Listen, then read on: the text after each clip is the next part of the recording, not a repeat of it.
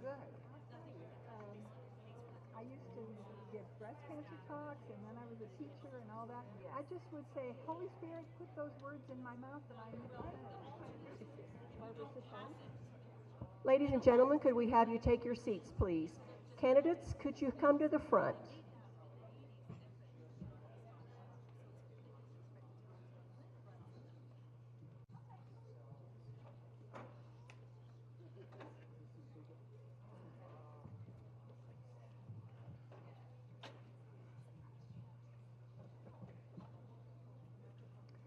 They look a little bit like deer in the headlights, don't you think? We'll be easy on them, I promise. Good evening and welcome to Meet the Candidate Forum. We'd first like to thank Father Dan Daly of the parish of St. Mary's of the Angel Church for letting us use this very spacious facility. I'd also like to thank Mike Caruth, I know you're here somewhere, who coordinated on behalf of both the church and the Rotary Club of the White Mountains, and allowing us the time for this very important forum to hear from your future leaders. It's also our sincere thanks to Birdman, who will be streaming this live, I believe. Rob, is that correct? All right. And also to the White Mountain Independent for also doing a live stream on the Facebook, and it will also be on YouTube at a later date. My name is Deb Eldridge. I am the president of the Rotary Club of the White Mountains. Rotary started in McNary in about 1946. So for 76 years, we have proudly been involved in this community as valued partners. And for that reason, we're extremely honored to present this to you tonight. We'd especially like to thank all the candidates who did make it here, and we'll have an introduction with you shortly. This will be a question and answer forum. We have right now 8 questions that we're going to try to get to, various categories.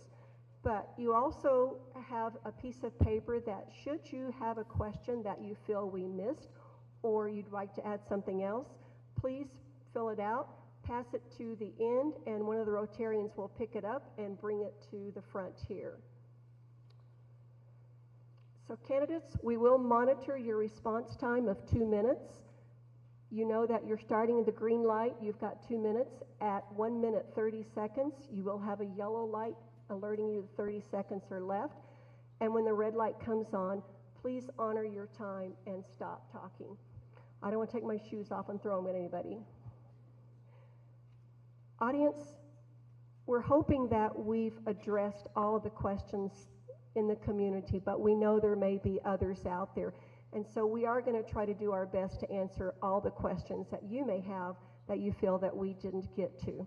So with that, let's get started. We're going to have the candidates introduce themselves. So Stephanie would you please start with an introduction? Good evening, everybody. Is that on? Okay. First of all, I would like to thank Rotary for taking the time to put this forum on. It's great to see so many community members out to learn about the candidates and the issues facing us. I'm Stephanie Irwin. I have served on the council since 2009. 6 years ago, I was selected by my peers to serve as the mayor of Pinetop-Lakeside. And since then, I have been elected outright by the community twice for two-year terms. Total of 6 years as mayor. I've lived in the community for 40 years. I raised my family here. They went through the Blue Ridge School District. And I have a CPA practice that I've done that one for 37 years. So this is my home, and I'm very passionate about our community, and my desire is to continue serving and continue making this community the best that it can possibly be. Thank you. Thank you, Stephanie. James. Hello, again, thank you, Rotary Club, for doing all your effort on this. My name is James Brimhall. My wife and my 3 kids, we've lived on the mountain Pinetop-Lakeside since 2018. I'm originally from Snowflake. I grew up there. My parents, growing up, have always been involved in the town. My dad was in town council, mayor, and so I was always exposed to giving back to the community, and that love for the community and volunteering my time and effort has stuck with me growing up. I'm excited to be here tonight, and just so you all know, tonight I will have a discussion with my wife how I spoke too fast, how I said things that didn't make sense, and how I spoke too long. So just so you know, I will have that discussion tonight. Thanks. Thank you. Hello, I'm Lynn Kriegbaum, and I have been on the council almost 4 years, and I have really enjoyed it. I have 4 children. My daughter is here, and I have 3 of my grandchildren. My youngest son is in San Francisco, and then I have 2 other boys, and I have lived here. Could I have my grandchildren stand up, please, so everybody can say, whoa, Very wow, nice. look at those beautiful kids. Thank you. Okay, so that's probably what I'm most proud of is my children, and of course my husband. I think a lot of you know my husband, David Kriegbaum, and he has been active, as have I, in the community in the 25 years that we have lived here full time. I'm really looking forward to being on the council one more time, just for another 2 years. So I hope that this all will go well. And I hope my husband doesn't say, you spoke too fast too.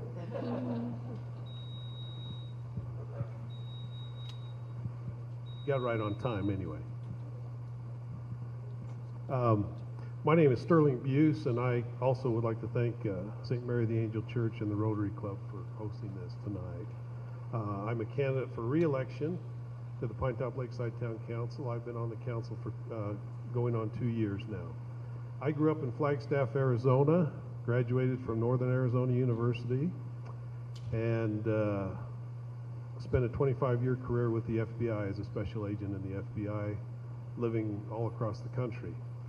We lived actually in Pinetop, worked out of the Pinetop office for about 5 years, and then I finished up in the FBI in Virginia, and my wife and I, after being all around the country, decided we want to come back here to Pinetop when I retired. So we've been here this time 10 years. We've been 18 years in Pinetop, but 10 years this when we moved back. So I have 3 children, 6 grandchildren. Two of my children, my grandchildren aren't that old. 2 of my children graduated from Blue Ridge, and I have grandchildren going there now. I guess I'm out of time. Hello, my name is Tim Kenslick. I am running for Pinetop-Lakeside Council 2-year term. I reside in the retreat at Walnut Creek. I am married to my wife Lisa for 41 years. We have 2 sons and 4 grandchildren. I am a developer building homes in the town, bringing residents and revenue into Pinetop-Lakeside. My interest in running for town council is seeing how I can better the town I live in and work for all residents. Thank you. All right, my name is Jennifer Brimhall. I'll give you a little brief synopsis of some of the fun stuff that I do. So I have my doctorate in physical therapy, and I was a professor for several years, and my main course that I taught was business planning and business marketing for physical therapists, and I've had a wonderful ride with that. But that kind of spearheaded the love that I have and some desires that I have to help youth in our community. That's who I mostly dealt with.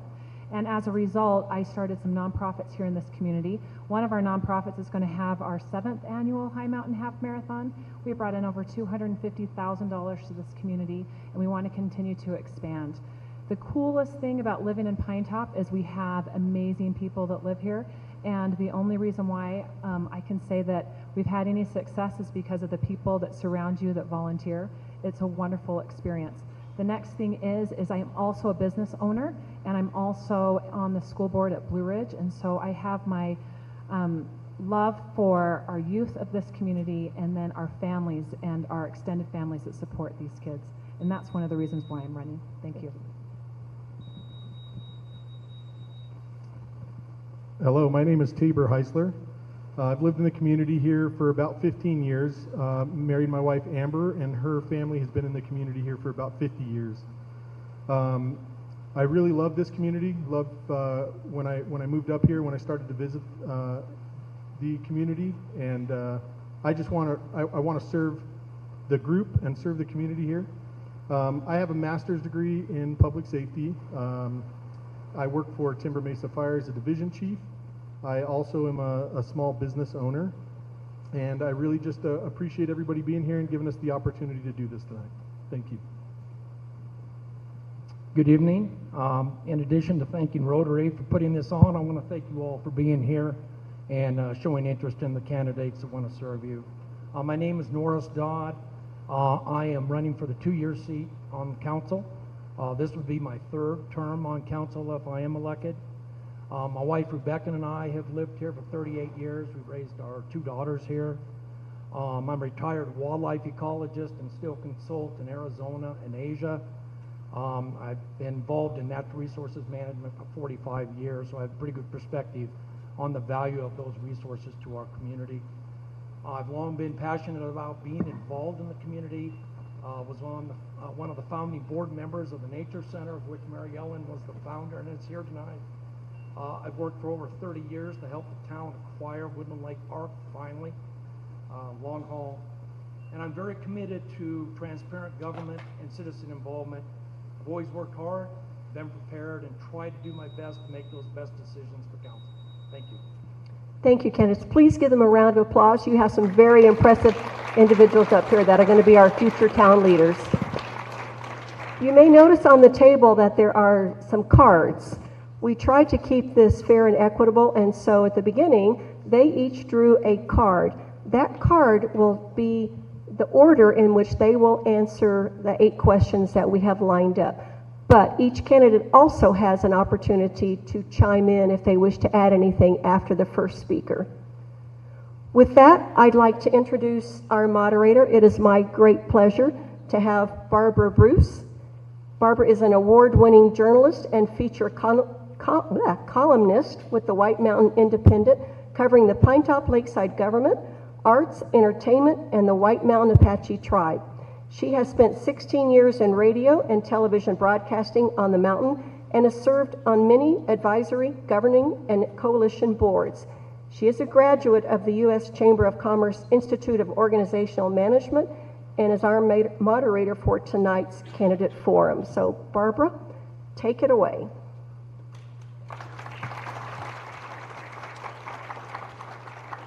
Good evening, everybody. I wonder who's going first. Do you know? All right. It looks like an ace has it. There are 8 questions. Yes. The first question, and I'll try to speak as slowly as I can and enunciate so that you hear clearly what the question is. The town staff recently presented its 5-year strategic direction for 2022 through 2027.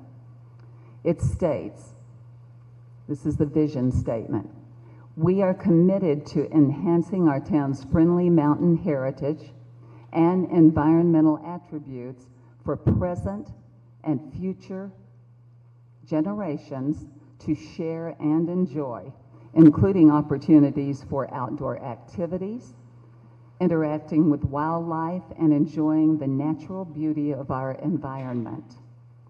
We strive to provide a growing and diverse economy with meaningful employment opportunities while providing for a unique quality of life for our residents and our visitors. How do you think it is possible to balance all of this? Thank you, Barbara. Yeah, this is a challenging question, to say the least. And I've got the strategic plan here, and I laud council and staff for working on this. And it's very important to lay out the priorities as to how we move forward with small bites, immediate action items, and longer range goals. And I think that's a very effective way to do it. But the first way we do it is with open and transparent government and listening to the citizens.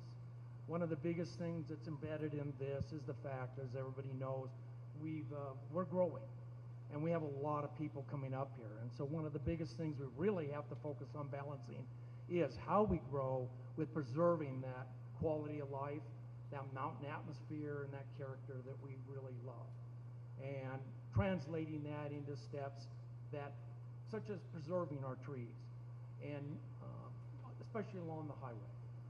Things along those lines which bring people up here. It's the trees, the water, and our temperatures in the summer that really bring people up, and then the snow in the winter. So balancing that is indeed difficult when you have so many different challenges in front of the town. The town is already doing a good job of focusing on the infrastructure.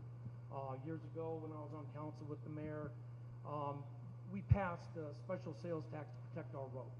So protecting that infrastructure is critical. We need to continue to make roads on that. Working with businesses and business sustainability is critical. That's really a big part of that, in balancing that. Economic opportunities, economic diversification of our economic opportunities is really a big part of this. And we have to pick some of the doable things to do that. In here it talked about ultimately getting around to seeing what can be done with the 56 acres that was donated to the town behind the Safeway Center and turning that into a recreational type development. Thank you. And are we going straight down the line, Deb? All right, who knows they've got the second card? Do we get can we add two? I totally agree with what Norris is saying in regards to that. And I think the key is to ensure that we maintain our niche community. That everything that we do needs to center and focus around who we know we are and who we want to become. I think it's excellent that our town knows, people know the why they come to Pinetop.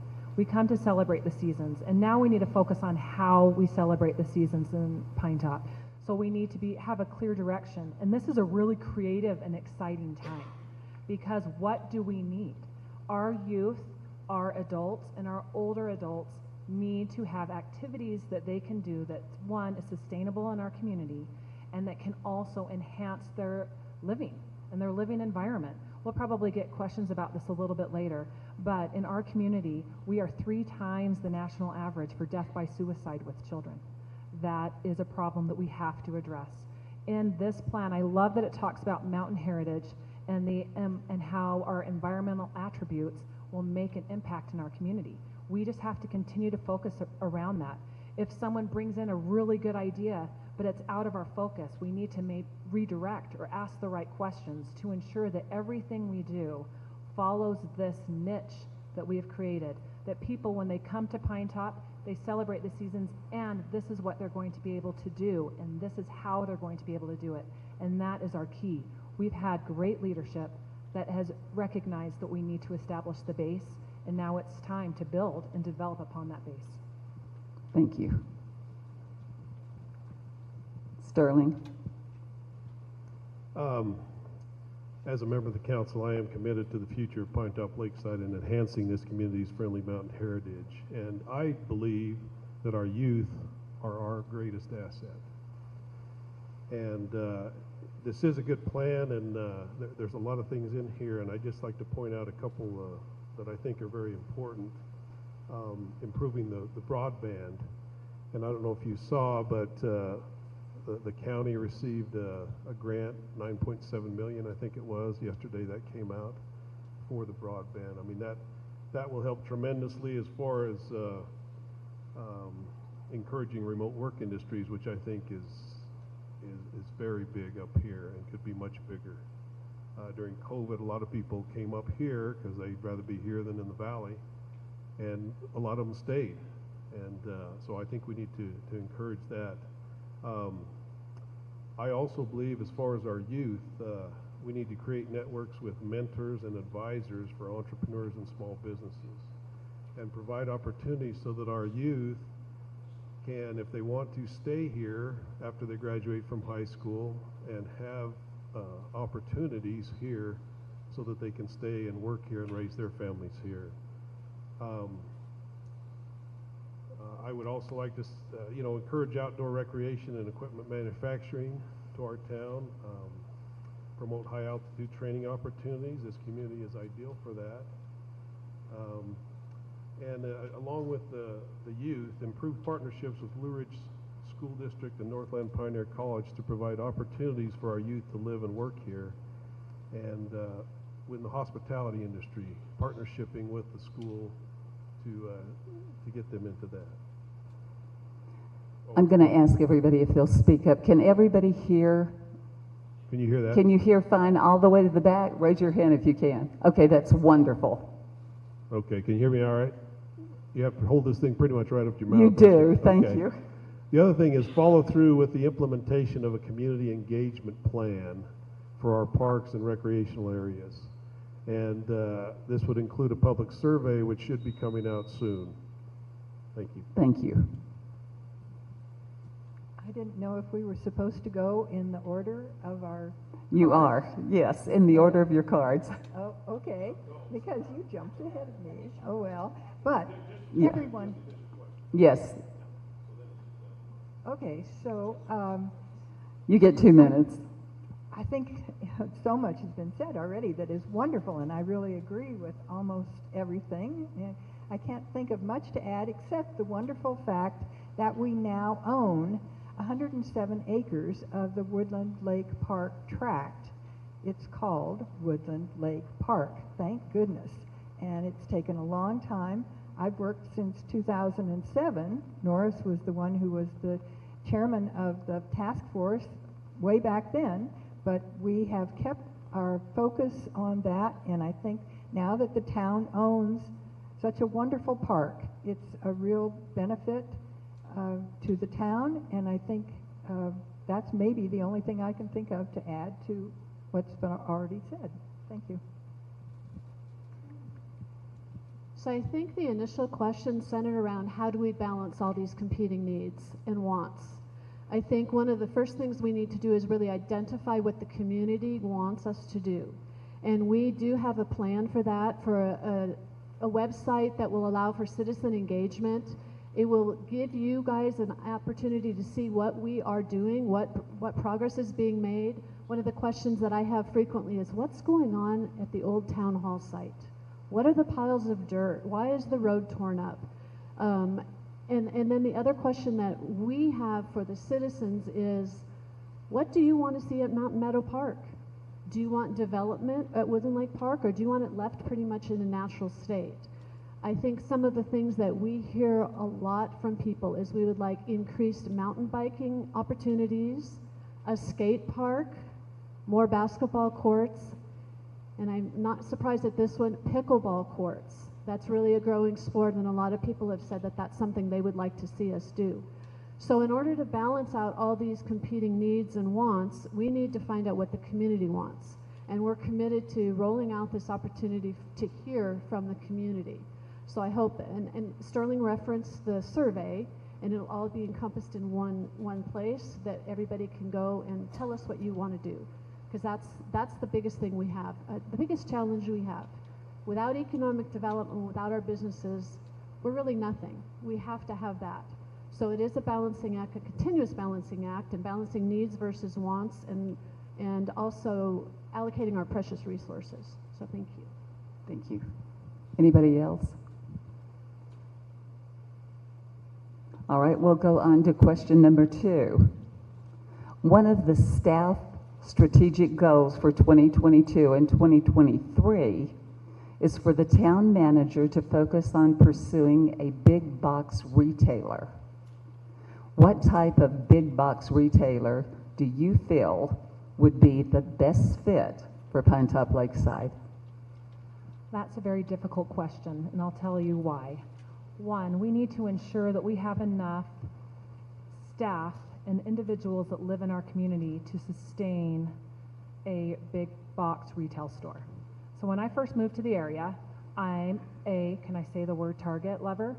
And I contacted the headquarters in Target until they actually contacted me back. And I said, I need a Target, and I promise I'll spend $100 to $150 a week here. I promise. And they said to me, you do not have the young adults that live in your community to sustain what we need to have a big box store. So I think that we're kind of putting the cart before the horse.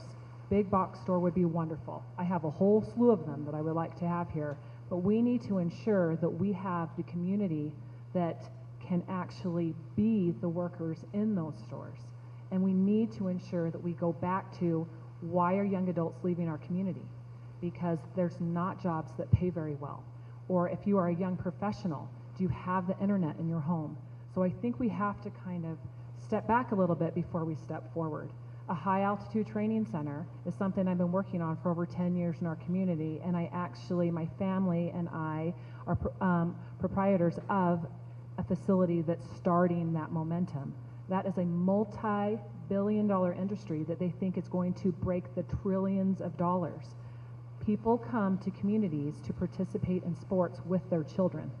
So they are soccer fields, baseball fields, basketball courts, that can bring money into the community and jobs, where you have media producers and coaches and referees that are making over $50 an hour.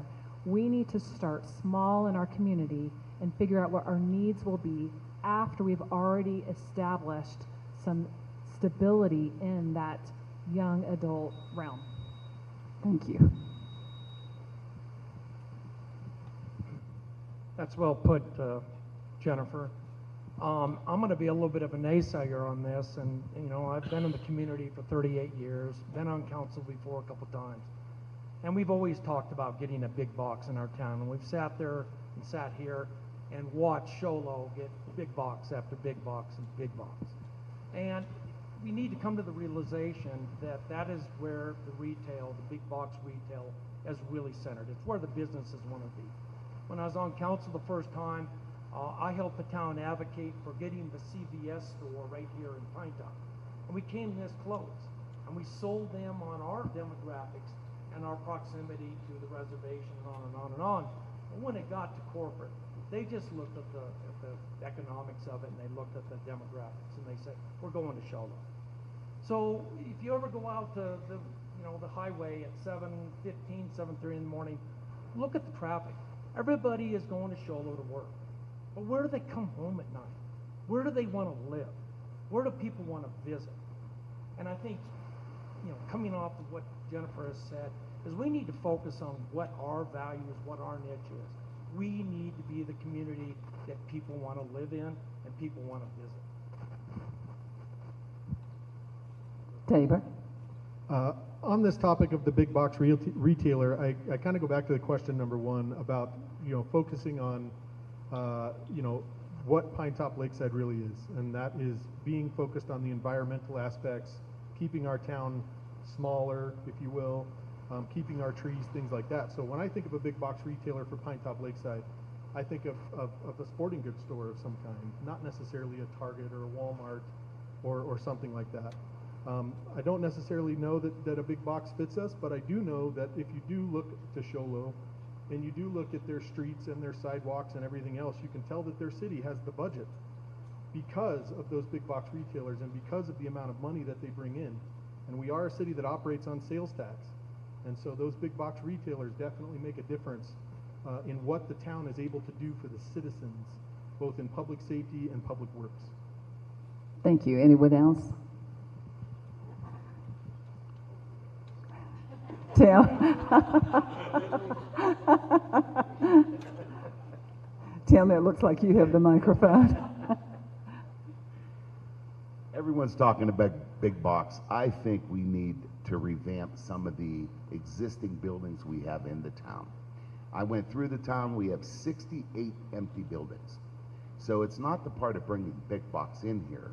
It's the part of getting small businesses to occupy the occupy the buildings that are in our town, that are empty, that are deteriorating, that no one is going after small business.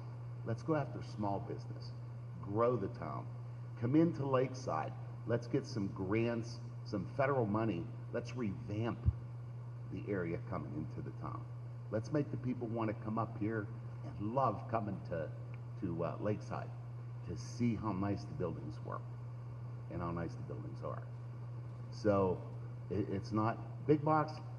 There's not enough property to develop here in the town to bring a big box store in here. And like Jennifer said about the employees, every building you go to, help wanted, help wanted, help wanted. We don't have the people here to supply the labor for the businesses. And if we can get more of the small businesses to where the mother, the father, the husband, wife own the companies, there's your workforce that could come into town. So Thank you. that's my feeling. Sterling? Cabela's would be my choice for a big box store here. I agree with some of, there are some challenges we face here for a big box. I think it would be a possibility down the road, but labor force is one of the big things we face. And I think, again, with some partnerships, with NPC and the high school and the hospitality industry as far as getting kids to stay here and have job opportunities for them, that type of a thing. We also face the challenges. Show Low does get everything pretty much. We don't own any of our own utilities, so we don't really have incentives that Show Low has to attract some of them there. But I don't think it's something we should completely take off the table, but I do think realistically, yeah, it's not probably not going to happen tomorrow.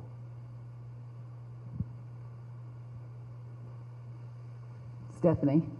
Yes, thank you. So I remember when CVS was looking at Pinetop-Lakeside, and one of the reasons that they decided to go to Show Low was population numbers. It's a big corporation, and they don't look at the fact that while our incorporated citizens are only right now about 4,000, 4,200 people, we serve a much greater area. If you were to include the unincorporated communities of the country clubs and the wagon wheel area, and in fact, Old Town Lakeside is not all part of the town. If you considered all of that part of our community, we'd be up closer to Show Low. So that is one of the drawbacks.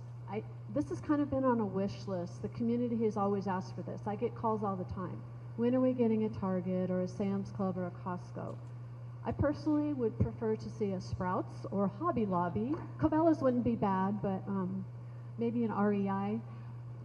But seriously, it is a problem. There is an old adage that people have always used that retail follows rooftops. So with the number of homes under construction in our community and the growing year-round population, I think it's probably only a matter of time before we do get something. I don't think it would ever be on the lines of Walmart, Home Depot, or Lowe's, of course, because we don't have a lot of land available. But I do think there's the opportunity for some of the smaller big box, I guess you might want to call them, to come to our community, and hopefully we would then eventually have the staffing for that. So it's been a wish list item. And it actually was approved in May as part of the plan. And it was actually on our previous strategic management plan going back Yes. probably a good number of years. So yes, yes. Anybody else? On to question number 3. Many people were surprised to learn that though they have a Pinetop or a Lakeside mailing address, that they're actually not within the town limits and therefore cannot vote on matters that still affect them. The recent strategic direction lists the exploration of annexation as one of the priorities. Do you think annexation is a good idea, and why or why not? I have the lucky 3 number, so my answer is I think we need to find out what the people want. There's no way that I'm going to say, yes, we should take in all of the country clubs. It would be a lot of houses, but it would be a lot of streets. Do they really want to be part of the town? I have had people come to me and say, yes, they want to be part of the town. But then we've tried in the past, and it has, well, like when we had Wagon Wheel, I think was the big attempt, and that really didn't fly. So to my way of thinking, it's not our job to say we are going to annex such and such. We need to find out what the people want. Now, we put this off because we needed to have the census numbers, and our census numbers actually went down. So that was a little bit of a problem, and I'm not sure, how much the business part of it has to do. We do need the sales tax, but we have a lot of streets to take care of already. So we have to think about, what are our police doing? How do we take care of all of the people if we were to annex a large area like Pinetop and Pinetop Lakes and Pinetop Country Club? Those would be a lot of rooftops, but would that be good for our police department? Currently, it seems to me that the county is doing a pretty good job, especially with snow plowing. But we do have people in the winter that say, nobody has plowed our road, and that's when they find out that they're in the county. our Pinetop Lakeside snow crew is wonderful. This past couple of years, they have just done an awesome job. So I think we need to find out from the people. Thank you. Stephanie? Thank you. I'm glad we can mix this up a little bit, maybe. I think annexation is something that we really need to study very carefully. We have several sources of revenue in our community: vehicle license tax, HERF revenues, state shared revenues, and of course our transaction privilege tax, TPT tax, which you all know more is sales tax. So if you annex a new area that doesn't have commercial businesses, we are not going to collect any additional sales tax to speak of. I think the best way to look at this is if we were to annex a section of Lakeside, for example. Those folks would bring their sales tax dollars that now go more to Navajo County, it would bring them home. It would bring them into our community where we could actually increase things at the park, the library. And so it really has to make economic sense for us to bring in another group of people. And I agree 100% with Lynn. People don't necessarily want to be part of our town. However, I do consider all those people part of our community. And so that's why when we have issues that impact outside of the town boundaries, we listen to all of those people and their opinions, because it is important to us that we pay attention to what we're doing to our neighbors. If we were to annex some parts of Lakeside or Porter Mountain area, it would help with those numbers that we could use to attract new businesses. The larger our population, the more business they feel like they would get from our community. So it would help with maybe some kind of a Cabela's or Sprouts or Hobby Lobby someday down the road. Thank you. Pass the mic down to Norris. Oh, Sterling, sorry. You got it back again, okay. So annexation would, in fact, help us. I mean, again, as has been brought out, the more numbers. And there would be a slight, businesses would have a little higher tax than what they're paying in the county. But again, that would be something they would pass on to consumers. Yeah, there's, as far as residents, would be no difference in the taxes that they're paying now. And as the mayor pointed out, those taxes would come to, the sales taxes would come here to our town and not be spread out among the county. And what they have to gain from it is quicker and better response from some of the services that we can provide, such as police and those kinds of things. So, but it is something that we really have to look at. And again, I wasn't part of this. I lived in the town when Wagon Wheel was looked at before, and there was a lot of people who were against it there. So it would definitely have to be something where the citizens would have to want it too for it to happen. Thank you. Annexation. I think it would be a big benefit to bring in White Mountain Country Club and Pinetop Country Club because we have a lot of VRBOs, and we could collect the taxes and the income from there. And as I hear, there are 70% of VRBOs in Pinetop Lakes Country Club and Pinetop Country Club. So that would be a nice income for our city. So I think it would work. Thank you, Tim. Norris?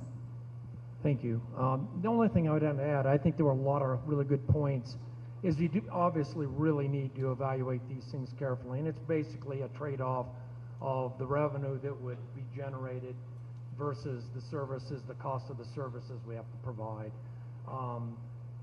And that's just bottom line. But the thing I did want to say is that this whole issue really was embodied when the town incorporated, and we've really tried to, in some ways, we not only take the sales tax revenue from the people outside the town limits when they shop at Safe or at Ace or wherever, but we embrace them to come in on our commissions and our committees and to help, contribute to the future and the operations of the town. And I think that's really philosophically very important, that we still try to, if you will, act as one, big community and give people the opportunity to be part of that community. So that is, if you will, a mitigation on the fact that they can't vote. And that's really one of the biggest things that people wish they could do sometimes. On the subject of annexation, I think annexation for the town is important. It'd be a good thing to do. I do agree with all the points that were made. You know, it's a business decision for the town, and to some degree, are we going to be able to provide services to those areas? But it also allows the people that are outside of the town right now maybe to have a little bit of a voice. It also helps the town make sure that those areas that are just outside the town maybe are held up to the code that the town's looking for. Maybe they're holding that same vision or strategic plan that we're looking for. And I think if you look at annexation and you look at cities in general, you can look across Arizona. You know, Buckeye annexed everything from South Maricopa County to Sun City West. You know, could one of our neighbors potentially annex all the area around us, and are we going to be happy with that? And then lastly, I think that the one thing that we have to offer, at least in the conversations that I've had with folks, is code enforcement. We do have a little bit better ground to stand on when it comes to code enforcement, and I think that those folks are looking for that code enforcement. Again, looking right inside the town boundaries and seeing that their properties are cleaned up and, you know, their home values are staying consistent, and then going outside the town boundaries and seeing something a bit different. But that also has to be balanced against the tax rate. Now, somebody that's outside of the town limits that has a similar business to somebody that's inside the town limits maybe is struggling because they are passing that tax on to the consumer, and that means their cost of goods is now a little bit higher than their neighbors. Thank you. Anyone else? Does anyone know what the percentage of full-time residents in White Mountain Lakes Country Club and Pinetop Country Club are? So we're asking them to get involved with the city. We're asking them for voting. Okay, that has to be their permanent residence.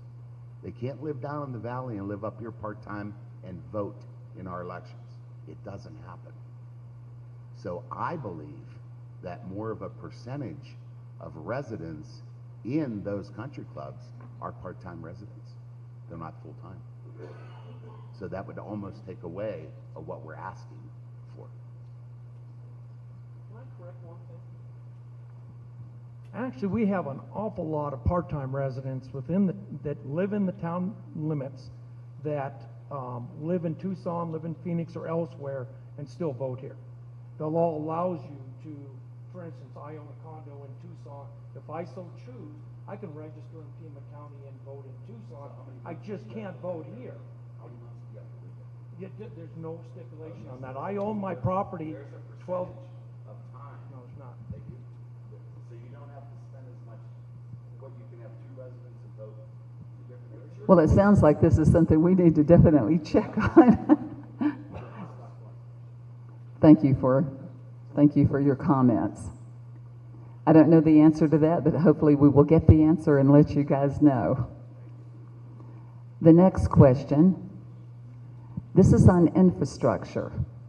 The town of Pinetop-Lakeside's planning area is served by 8 water providers and by private wells. The current general plan, which was approved in 2015, states, while there is little concern about the adequacy of the resource through the year 2020, which we know has already happened, there are many reasons to consider the future beyond 2020, and we're there now. The recent staff strategic direction, again, approved by council in May, in their 3 to 5 year top priorities, said they want to determine feasibility of coordinating/acquiring water, sewer utilities. Do you think this would help alleviate water concerns? It would help, but actually with the water would be probably the most difficult of the utilities for us to acquire because there are so many different ones. And so actually for us, the sewer would be a much simpler process as far as a utility to acquire. So the water would certainly not probably be the first one that we would be able to acquire as a town. I mean, certainly I think we need to look at the feasibility of that. of acquiring utilities and see where that is. But it is very difficult because there are so many water providers here within our community, and it would be very expensive for the town to buy. For example, we would have to buy outright Arizona Water, their infrastructure here in the town. And so, yeah, it's something we really need to look at hard before we jump into something like that. But other utilities would be much more feasible for us to look at and see about that. And if we had utilities, we would be able to attract more businesses in some cases and be able to provide some incentives for businesses that way. So it would be helpful for the town if we could get some utilities. Thank you. Anyone? Stephanie? Thank you, Barbara. Sterling is correct. We've talked about this. Probably the easiest one, in my opinion, for us to take over or to acquire would be the Pinetop Water Community Facilities District, because it is currently owned by the folks that receive their water service from Pinetop Water. It's operated under a certain code under the state statute. We also have Wonderland Acres Domestic Water Improvement District, which also is, they're similar to a co-op, I guess is the easiest way to refer to those. And they do have relationships with one another that allow interconnectivity between them. If one of them has a well that goes down, you're not going to be without water. So those would be something the town could look at some point in time. I also think while it would be a tool for further economic development, we might be able to help those water companies possibly get some grants to improve their infrastructure and improve fire flow. That seems to be a constant concern among all of us and the fire departments as well. They're asking for more review of our plans so that we can make sure that they do have those kinds of requirements met. And it may help with some kind of insurance ratings for our citizens if we could help the water districts do a better job of providing the service. That they're actually doing a good job right now, and their charge is potable water, so they're doing that. But if we want to improve that and get more fire flow through our community, especially in the commercial districts, that partnership with the town might be extremely beneficial. Anyone else? Tim? Yeah, I thought a lot of the water companies are the 501(c)(3)s, so they're operated by the boards. Now I know Arizona Water is owned by a individual, and it's a 501(c)(3). So I think working with, what do we have, 4 or 5 different water companies up here? I checked with Dave Smith, and he said that when the general plan was done in 2015, there were probably 8, but he doesn't know how many there could be now, because Sholo acquired another one. Yeah, that's almost like taking over 8 companies. Kind of tough. And even the sewer authority, I mean, that's the same way. So I don't know how a city can go in there and try to take over these 501(c) companies. I mean, you're looking at 9 now. I mean, it's kind of impossible to take over something like that. The question Jennifer? that's running around my head is collaborating partnerships. So I am sure that each one of these water or sewer companies would actually like to advance and enhance what they can give us.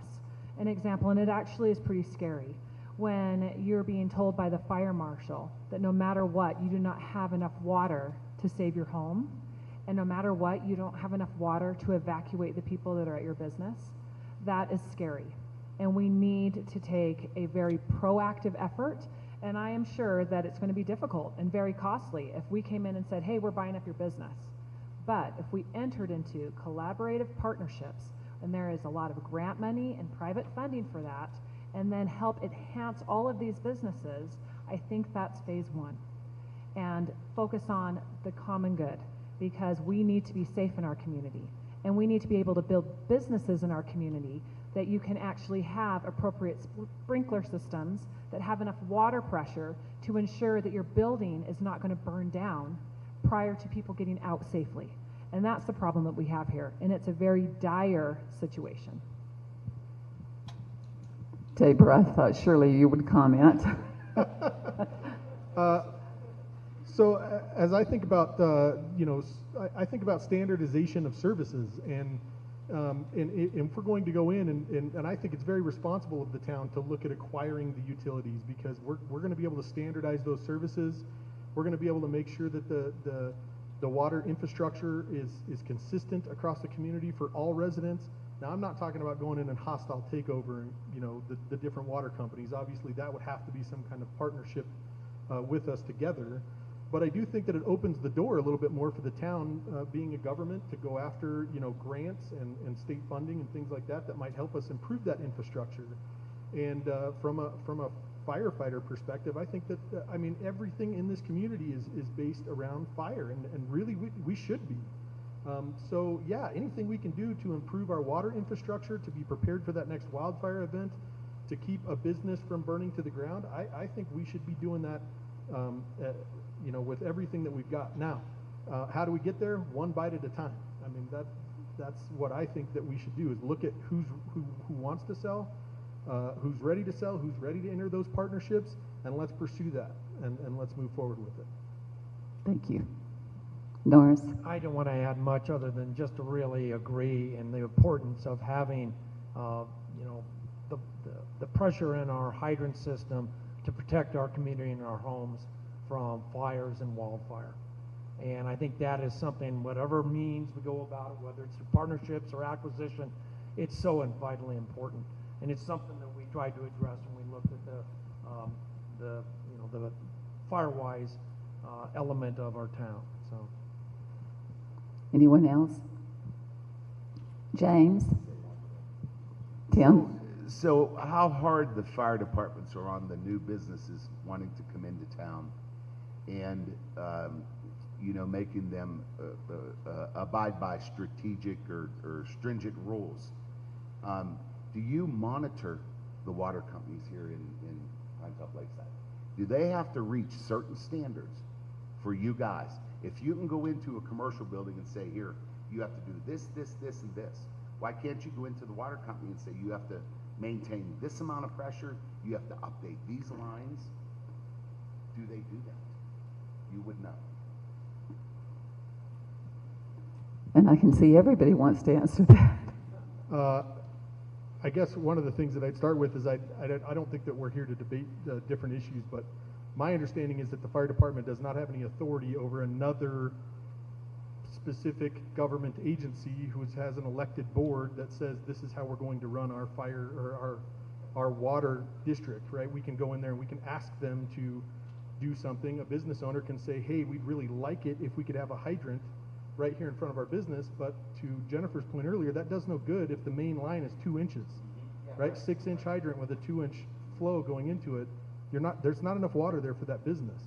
The fire department is very aware of the water infrastructure in town, and I think that would be, I know would be hugely supportive of any efforts that could be made to improve that infrastructure, whether it be, again, through acquisition or partnership. And if you would pass the mic first to James and then to Stephanie. One thing I'd like to add is, I think we always talk about, we have these water companies, et cetera, et cetera, et cetera. That's great. But we know we're in a drought. We know we're getting less precipitation. We know all these things. Are we making any efforts to, how can we reduce our water consumption? Are we doing things do we need these massive lawns all over these places just to make it look nice? Do we need whatever it is? Like how can citizens ourselves realize, hey, I know we have rain, I know we have snow, kind of, but still, I would love to see more of our creeks running, hopefully, in the future, because we're not pumping our aquifers so much. I'd like us to see more rain or more, Woodland Pond higher because of, again, more springs coming in. Whatever it is, I know that's like a big dream of mine, or dream to have the springs running year-round. Yeah, that'd be amazing, but I still think it needs to go to, like, we as a town and citizens, I'm sure a whole bunch of groups out there are still concerned, like, do we need to be pumping and pumping and pumping and just thinking, our water is always going to be there, we're not going to have issues, we can dig deeper wells, where we need to still, talk about collaborating and getting our water under control, but still, what's the conversation we're having with the public of, do we need to be using all the water that we have? Just because we live up here, do we need to just feel like, pump, baby, pump, who cares? Stephanie? James, those are really, really great points, and I agree with you. But back to the infrastructure question, I think Tabor kind of hit the nail on the head. These are independent districts, and they have governing boards. Their charge, the water district's charge, is providing drinking water. And they are not required to provide fire protection. That's what we have fire districts for. But the important part of it is working together. And we can work together to allow the water providers to also help us with our fire protection. So it is key that we work together on those issues. Thank you. Anyone else? Moving right along, question number 6. Planning and zoning. Oh, sorry, I'm 5?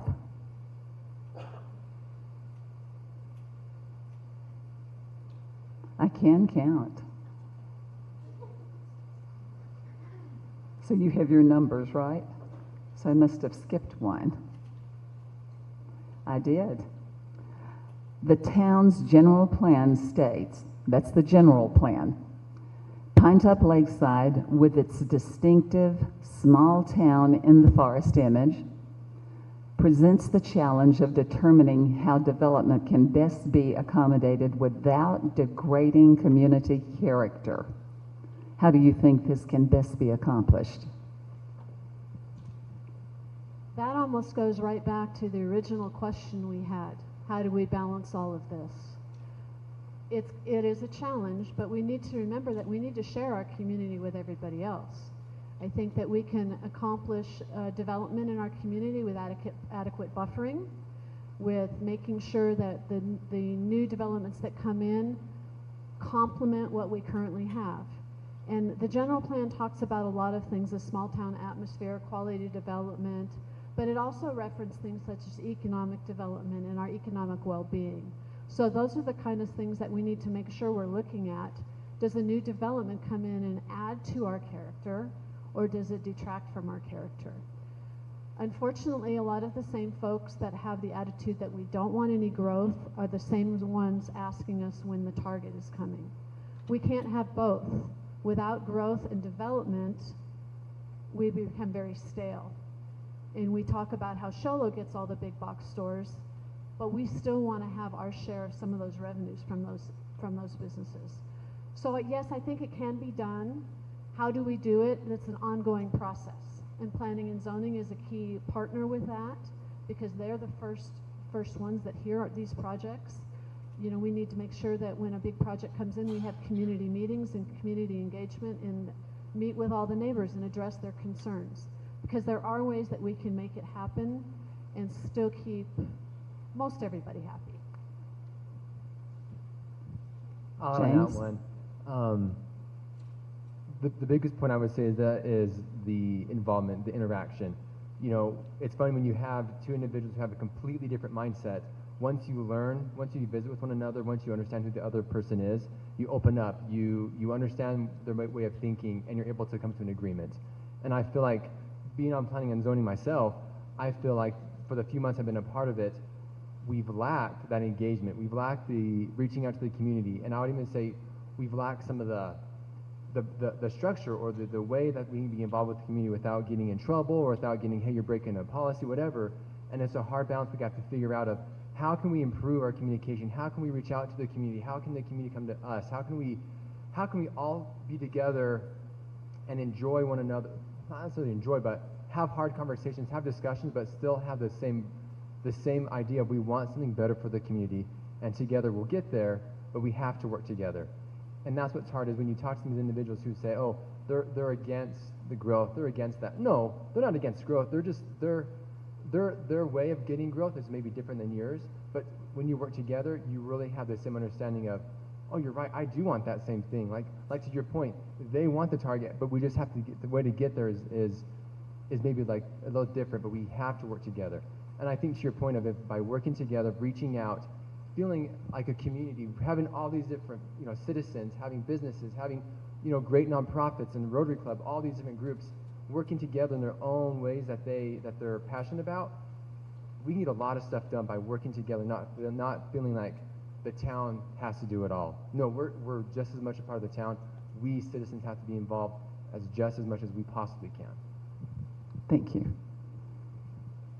Anybody else? Stephanie? Norris? All right. This is an awesome topic because these are amazing times. And we are seeing a lot of people have interest back into our community that hasn't had interest in a long time. And we want people to be creative. And we want people to come with their business. But we also need to make sure that we maintain the integrity of our community. And so when you have a developer that comes in, and we have a family business, and we are also developers. When they come in, there should be a structure. And right now we don't have a detailed enough structure because you don't know exactly where you can go, right? And it's very costly when minds are changed, for example. But I think it's because we just don't have the clear vision yet. So when you have a developer, especially one that might not live in our community, and they have a great presentation of something new, we need to take the time, just like Brimhall was saying, we need to take the time to step back, get community involvement, and set clear definitions. So if you want a 20-foot fence, and our community says we don't do 20-foot fences, and they say, well, this is the reason, then maybe we have a discussion in a meeting. But our developers cannot determine our planning and zoning. That has happened a couple of times. Our precedence needs to be established prior to a meeting and have that community input. And we need to look at the community as a whole because we have county and we also have White Mountain Apache tribe that's our neighbors. We need to make sure that what we do in our community is not a detriment to other communities nearby. So that's key. I think we're almost there and it's exciting times, but sometimes you have to step back a little bit and take a moment and then we'll be on the same page.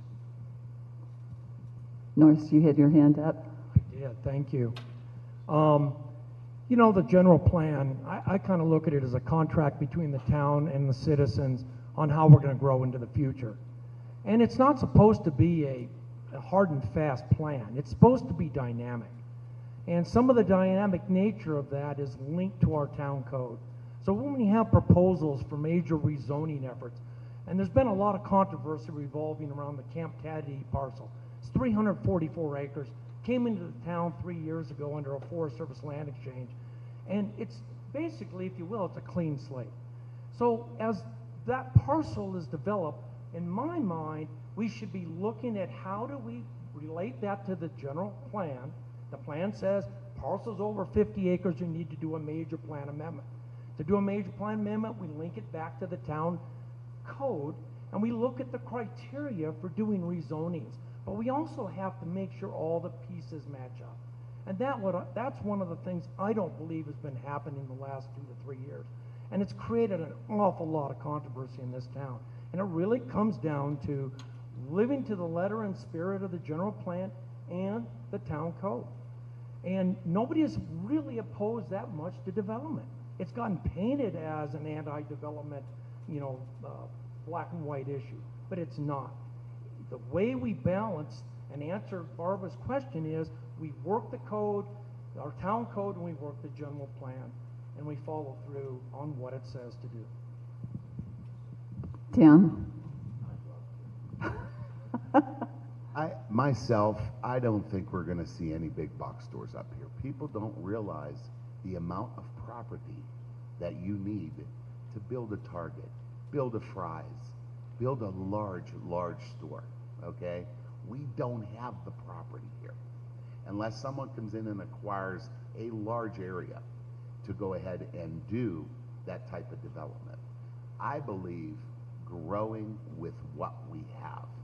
We have enough empty buildings in this city. Let's revamp, let's do different things, let's attract even some locals to maybe are interested in opening a company that they could have never have done before.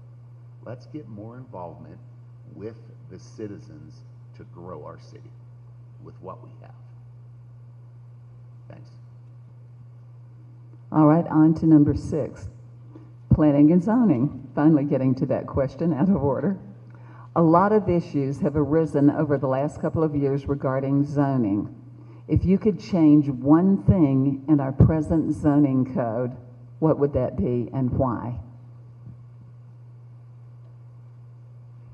Life is listening. I know. I'm not, yeah. So, like I said before, I'm on planning and zoning, and these past couple of years, they've gone in, they've taken stuff out, they've shortened the book, they tried to make it more simplified, or they've taken things out of our code that didn't make any sense. And so right now, it's hard for me to say, oh, we should remove this, because I'm not super involved with all the codes. I'm not a developer, I'm not doing all these different things. My main idea behind the planning and zoning was, what is the future that we have? How are we planning it? Are the codes that we're trying to develop, are they in line with what we're trying to achieve? So, this is my question, and I'm part of planning and zoning, which is kind of ironic that I get this question, but again, it goes to, I think I need to hear more from the community of the things that they're not happy with. What are the developers not happy with? What are some of the things that they're having strugglings with, where our managers, our engineers can help work things out and figure out, okay, that doesn't make sense to have. So for me to say, oh, I should get rid of this code, I'm not on planning and zoning to push an agenda. I'm here to listen to the community. Same thing with town council. I'm here to listen to the community. It's like, what are your guys' concerns? Awesome. I have my own concerns, my own things, but I want to hear what's from you that I can go back and take back. Same thing with planning and zoning. I want to know more about the planning. I understand there are some issues with some things that occurred in the past. My biggest concern with that is there wasn't enough engagement, or there wasn't enough transparency, or people were saying things that were completely false, and there wasn't, almost like that sign says, let all things be done with charity. There wasn't enough charity during our conversations within the town during those big issues. Thank you. Stephanie? Yes, prior to my service on the town council, I was a member of the Planning and Zoning Commission off and on from 2003 to 2009. And during my service on the council, during my service on P&Z and on the council, I should say, we worked very hard to make our codes more user-friendly, more business-friendly, and more consistent. And I don't know that there's one thing I would change, but I do think we've been working very hard for that consistency across the board. All the definitions are in one place, so if you come in and want to know what it means to do this or that, it's there in one place. We've taken our streets and put them under public works so that it's all consistent and clear, so that when a developer does come, or in planning and zoning is considering a project, they don't have to search for the answers. They should all be there. So I think if there's one thing we can change, that would be it. Consistency across the board. Thank you. Anyone else? Norris? I'm going to grab it while it's going down. The FBI has the microphone. Or I'll let him do it first. Which would you rather? Okay. He's fine. I want to compliment the town. When I first came on the council, and I couldn't even find where some of the regulations were. And I think that they've been doing a good job of simplifying it and making changes where changes are needed and things. And I agree, it needs to be standard across, but I think the town is, and the staff is still, it's a work in progress, but making it simpler and easier to find, number one, and to negotiate through it. Thank you. Sorry, Norris, I'm still in it. All right. There's a huge win that I thought happened just recently. So one of our businesses is the only business under commercial recreational. And there was a question like, why do we have an auto parts store for commercial recreational? So the planning and zoning went through and took time and actually took different ideas and laws in other cities versus towns and came up with an excellent plan. So when there's something new, it's more dynamic, and they took the time, and now it's exciting. So we hope that someone will come in and say, yes, this is the place for adventure, commercial, recreational. These are the cool things that you can do. And if there's a new plan, because in 5 years from now, with how everything gets reinvented, there might be another business idea we didn't think about, but that's how it's done, and it's done well. Thank you. Norris, you might get the mic. Thank you. I was really pleased to hear the mayor say that she feels our code is very complete. And there isn't really anything in there that needs to be changed, substantially anyway. There's always improvements that can be made. Going back to the previous question, and some of the, if you will, issues revolving around the P&Z code, and referencing again that same Camp Teddy parcel, a big part of it is getting the developers to adhere to the evaluation criteria. They're laid out. It's actually very sound. And if we follow the code, it gives citizens a way to evaluate, requests for rezoning, conditional use permits, that type of thing.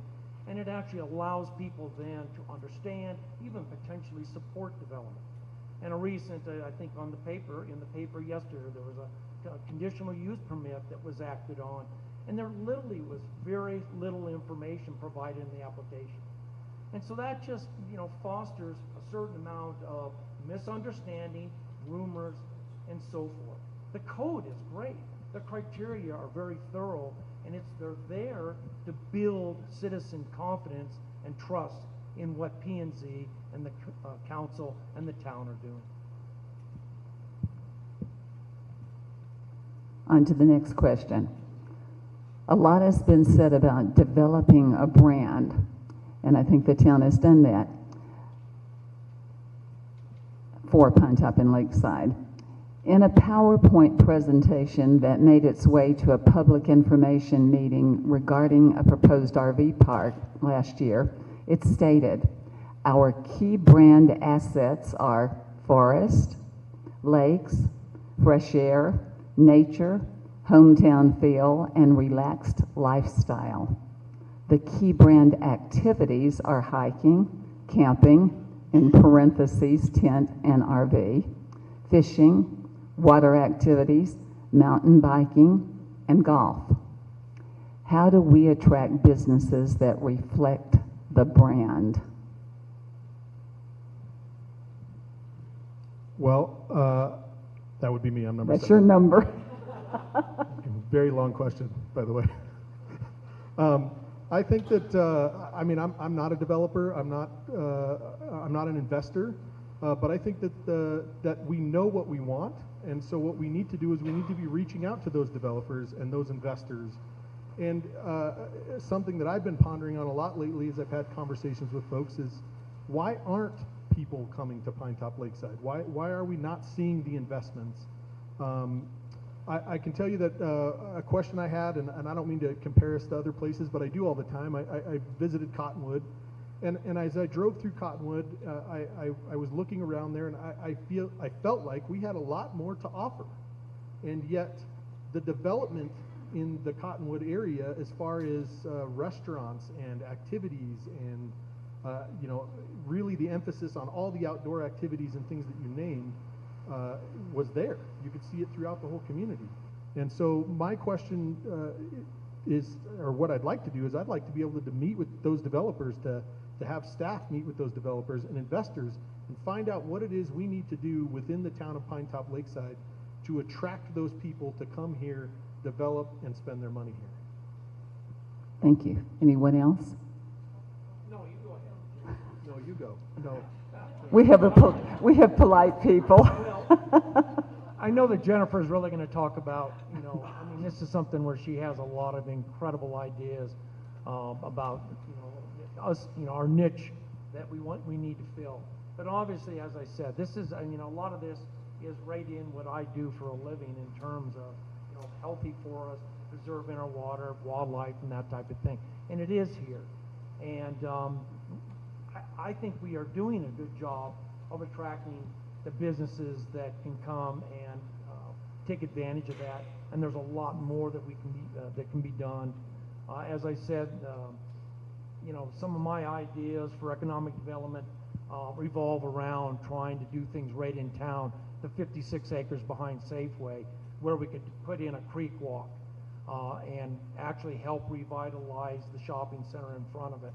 And things along those lines.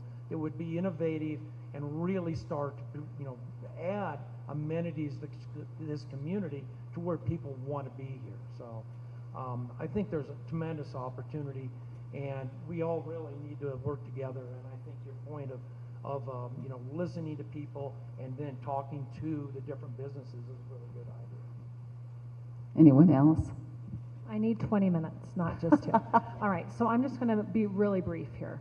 It's important that we create a niche practice, basically, or a niche community, and you need to have the lowest amount of initial dollars spent that reaps the most reward, because we could build beautiful buildings, but if we don't have visitors that are coming every month, those businesses cannot be sustainable for 4 months, as they can't make their payroll.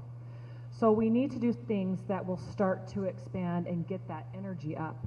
And then the people that come and our community members need to have a good time, right? So if we build too fast, it's a special transition. If we build too fast too soon, then we'll invest too much money, people will have a bad time, people can't go to restaurants, and then they leave. Or we need to make sure that what we're investing our money in produces a decent amount of living for individuals, especially since our rent rates are really high. So a couple of things. Here's just an example. If we had tournaments during April into November, soccer tournaments, we're building beautiful fields that can also be using the softball fields. For every person that plays soccer, and the teams are 20, there is 2.2 people that show up with them, and they average a minimum of $100 of extra spending a day, not including their hotel stay. So if we had 6 to 7 months of just people floating in, then they will tell us what we need, right? Start with 40 teams, then 60 teams, then 100 teams, and then we're expanding our community, and then they're reaching out to the other communities that surround us, because we'll have 300 teams. My kids participate in those type of activities, and they're national and international. And that's what we have here. We have altitude that we can train elite athletes. That's my baby. That's what I've done a lot of research in. That's the key, is we need to start small and expand. Thank you. And I need 20 more minutes. Anyone else? James? No, I'm number 8.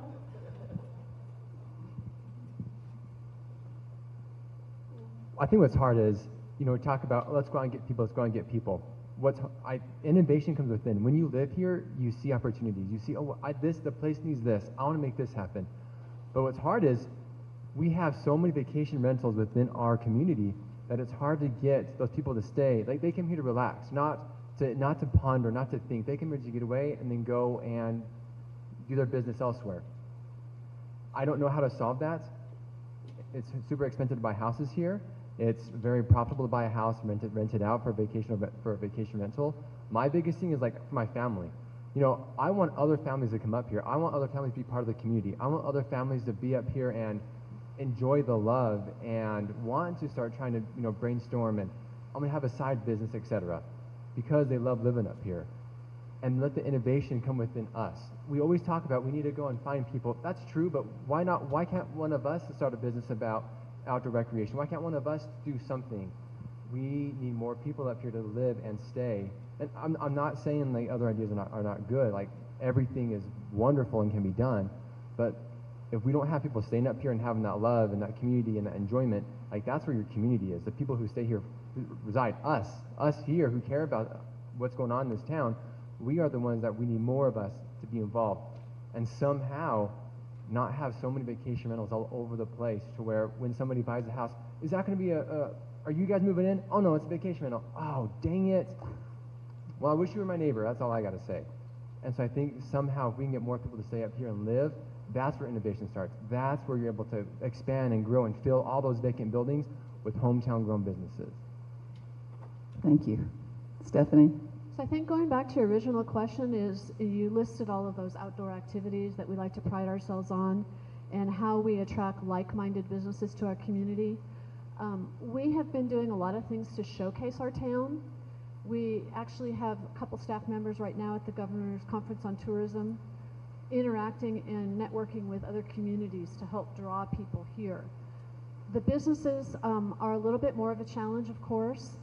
We have asked for somebody to put a kayak concession at Woodland Lake Park, which would be another outdoor related business.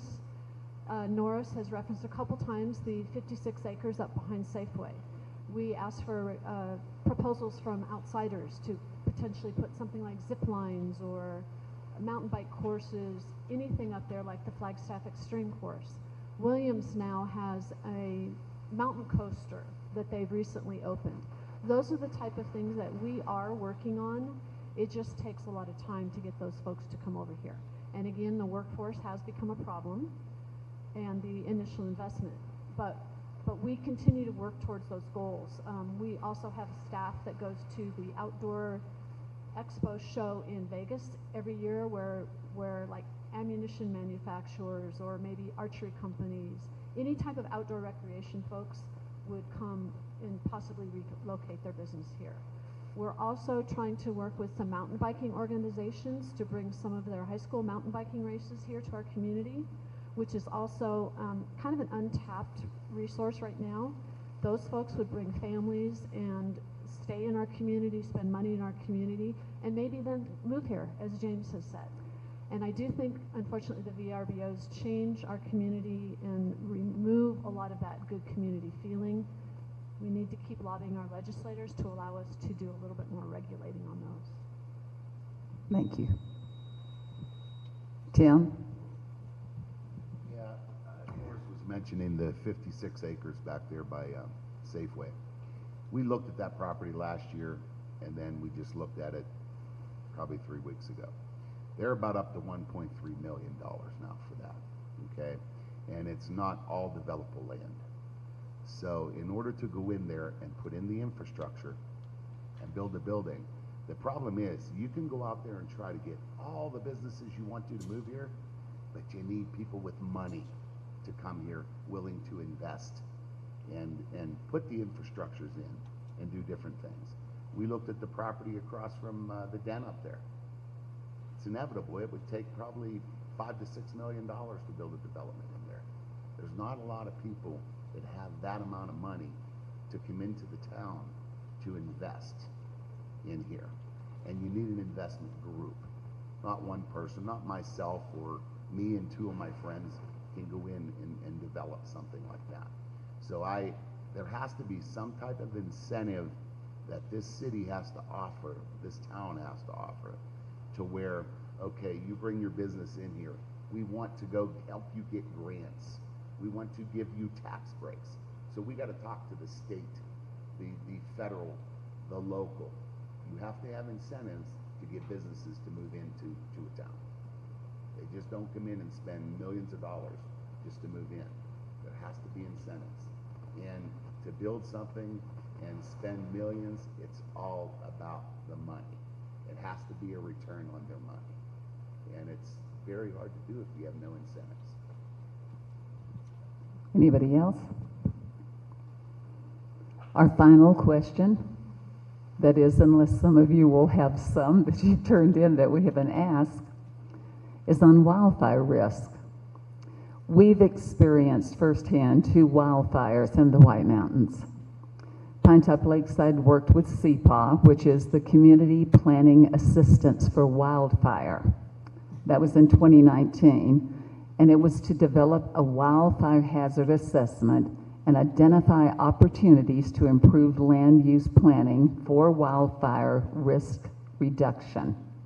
Do you understand the wildfire risks for our community and feel we are prepared for another wildfire? You get to go first now. I think the city is doing very well with working with Jeremiah and the city. The nice thing is any development that we do, we have to make it fire-wise before we get certificate of occupancy for the houses, which is really nice. So I really got into the fire-wise and working with the county, and I've learned so much about the fire-wise. So if you take me back 4 years, it was, why are you cutting so many trees down to build a house? Now I don't hear that anymore. It's you have to make it fire-wise. So I just, we're building 3 houses down the road, and I just had them fire-wise 1.5 acres of our land. Fantastic. I live in the retreat at Walnut Creek. We went through there. We're going to fire-wise the whole area there. So, do I think we're doing enough? No, I don't. I think there's a lot more to do, but people do not have the money to spend to make their properties fire-wise. They have grants out there with the fire department and for the county, but as speaking with the county, they're 2 years out on grants. And they only got, I think it was 2.2 million for the whole state. So your chances of getting on that list, getting your property fire-wised, and them having enough money left to do it, it's not going to be there. So I think our county and our state has to work harder with the federal government to get more funds to make areas fire-wise. That's what I would say. Thank you. Anybody else? Norris? James, I saw your hand. We have a lot of work to do, but I think we're in the process of, and we're understanding that there's a need. So just recently, surrounding the property that we have one of our businesses, is we were part of that large FireWise grant. They actually came and approached me because they saw us making some changes with trees, and so because of the large acreage, we were able to get the state funding for that. And so they pay 90, we pay 10, and that's pretty amazing. So if we could have communities or subdivisions get together and submit petitions and requests, we could expand, but we also need to ensure that we have enough water in our community. So it's a multi-fold question. We have a long ways to go. Our roads and other evacuation routes also need to be taken care of so we can make sure that we get out and are evacuated appropriately if need be. So this is something I'm really passionate about. When I was last on town council, I was actually the town representative, at least from the council representative, to the CPAW planning effort with Pinetop Fire and then all the other stakeholders and partners that came in. This was a very prestigious grant that the fire department got. The town was if you will, a collaborator in that grant. We brought in professionals that assessed our risk factors in our town and helped develop strategies so that we will survive the next wildfire that eventually will happen. And we don't want to be like Paradise, California. We don't want to, suffer that kind of impact. And being the 20th anniversary of Rodeo Sky Fire, I think we've all learned our lesson and need to be more proactive. One of the recommendations out of CPAW was to revise the town code relative to FireWise and a variety of things.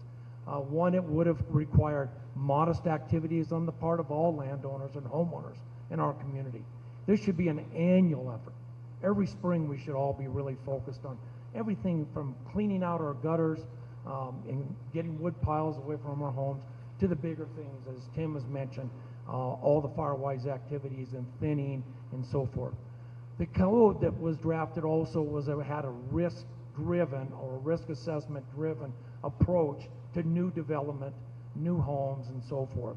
And yes, it broached the issue of prescribing building material types, which is quite controversial. This was very much a compromise and very moderate in nature and tied to, one, water availability in high risks, whether or not a home is on a hillside, which makes it much more susceptible to fire, or in dense forest. And so that code, to my knowledge, has not been acted on yet. And I see that as a priority for something, but let's take that home and get it in place. Tabor, you're picking up the mic. I am very passionate about wildfires myself. Having 15 years now, traveling the country, going to other communities and seeing wildfires firsthand as I was assigned there to fight those fires. And I think the simple answer to this question is no, we are not prepared for wildfire. We have not, lessons learned from Rodeo Sky Fire that we have really not adapted well to the things that we learned there. When a fast-moving fire comes through this community, it's too late to cut down the trees. It's too late to rake the pine needles. It's too late to wish you would have put that metal roof on your house. I'm not sitting here trying to tell anybody that from this podium I'm going to dictate to you what I think you should do with your personal property. But if we're talking about wildfire assessment, if we're talking about CPAW, there's a lot of recommendations in CPAW that we have not adopted, and we are, even as a town, kind of dragging our feet on that. We mentioned evacuation routes. If you want to get serious about evacuation routes, you go look at hurricane communities. Those are identified. The different population sectors within the community are told, this is your evacuation route, right? Here's your notification system. Do we have any of that? Do we know which roads we're going to take when we get out of town? Or if a rodeo Chetasky-ish kind of fire was to happen today, would it be deja vu for those of you? And I wasn't here for that, right? But would it be deja vu for those of you that were here? And I think it would be. I think we would find ourselves in much the same situation because we haven't adopted those Firewise, right? I think we tried to. We're doing the right things, but we're not as aggressive about it as I think we should be. And everything we've talked about tonight leads into that, right? Water infrastructure. Do we have the water infrastructure to support a type 1 team coming in here and spraying 10,000 gallons of water a minute to fight a wildfire? The simple answer is no. Anybody else? James Brimhall? As soon as like the monsoons come, my anxiety plummets. Because I know everybody lives up in the mountain, but I back National Forest, I back Billy Creek, and if a fire happens, I know I'm going to either get destroyed or smoke damaged. So, again, whenever monsoons come, my anxiety plummets, and I thank Heavenly Father for the rain. Anyway, I think a big concern is even the citizens. They don't want to let their trees go. I mean, how many houses, maybe some of you have houses where you build your gutters around the tree, and it's like a little cutout. You know, we love our trees up here, but at the same time, it's what can we do as a town? We talk about new development, making sure it's Firewise. That's great, but how many of our structures are still have so many trees on them that it doesn't make any sense? I could be right next to, Tim's properties that are Firewise, but mine isn't, and so his property is still in a way, in trouble. So how can we work better with our citizens and say, I love your trees, but we have to somehow figure out how to either have, beginning of the spring, if you bring all your trees you want to cut down, your brush, we can help foot the bill, whatever, the grants that, Jennifer's talking about. There's a lot of amazing things out there, and how can we better educate the community and have individuals who are passionate about this get together and work with the town and reach out to others and educate them. It would be amazing to have someone who was through the Paradise Valley fire come and say, hey, we loved our tree just as much as you guys do, but let me tell you about my experience where I almost died and it was crazy. So let them realize, man, maybe I should not love my trees as much as I do. Maybe I need to have help with the cost. I would say no, we are not ready for the next fire. I've gone arguments with people about this. No, we're ready. They thin our forest. That's great, but man, we are so dry. We need more community development, more community engagement, working on this together, figuring out, brainstorming, working with the state, but still not just waiting for the state to do things. I would say work with the National Forest. What can we do as a town, as citizens? Can we go out and do our own efforts to protect our region? Thank you. Stephanie? I think Norris brought up the 20-year anniversary of the Rotary Chetasky, and we did just have that. On the 29th of June, we were all able to come back home from being gone for a week. And we had a little ceremony commemorating that. Right after the fire, there was a lot of activity, and we were all really proactive in getting ready for the next fire. Unfortunately, I do think people forget very easily. And yes, we do need to go back to the CPAW assessment and address that in our codes, and we are aware of that. Unfortunately, I think that CPAW happened in about 2019, and then we went into COVID. And I hate to use that as an excuse, but it did slow a lot of progress down. So that is definitely something that we do have on our radar that needs to be done. Jeremiah is very proactive in requiring any new building permit applicant to have a Firewise plan on their property. And I will have to say Jim Morgan with Pinetop Fire has been incredibly hard working on this. And they do have an event on July 30th over at the school, kind of an all-day event, a community wildfire awareness. I don't remember the exact title of it, but there are a lot of partners in that, and so there is definitely a lot more we can do. Are we ready for it? I don't know that we can ever really be 100% ready for it, but I am really grateful for all the work that White Mountain Apache Tribe has done. to our south, and the Forest Service has done a really good job of trying to protect that wildland-urban interface. But you're right, we have a lot more long ways to go. Any other comments? We do have some questions from the attendees here tonight, and some of them are addressed to specific individuals and some are actually to all the candidates.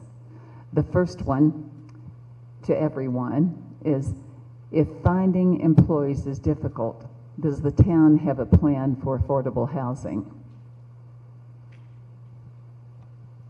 Tim, you going to take that one? Yeah, I've been questioned about that quite a few times at building some affordable apartments.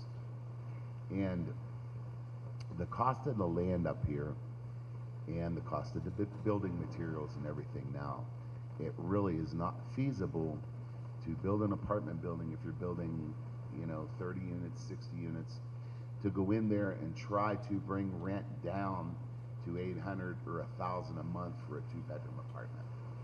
The only thing that we could possibly do is if we find a parcel of land that we could go to the federal, the state, the county, and see if we could get some grants to go toward building the building, and then we could subsidize that with some of the lower rent that we could charge the tenants for that.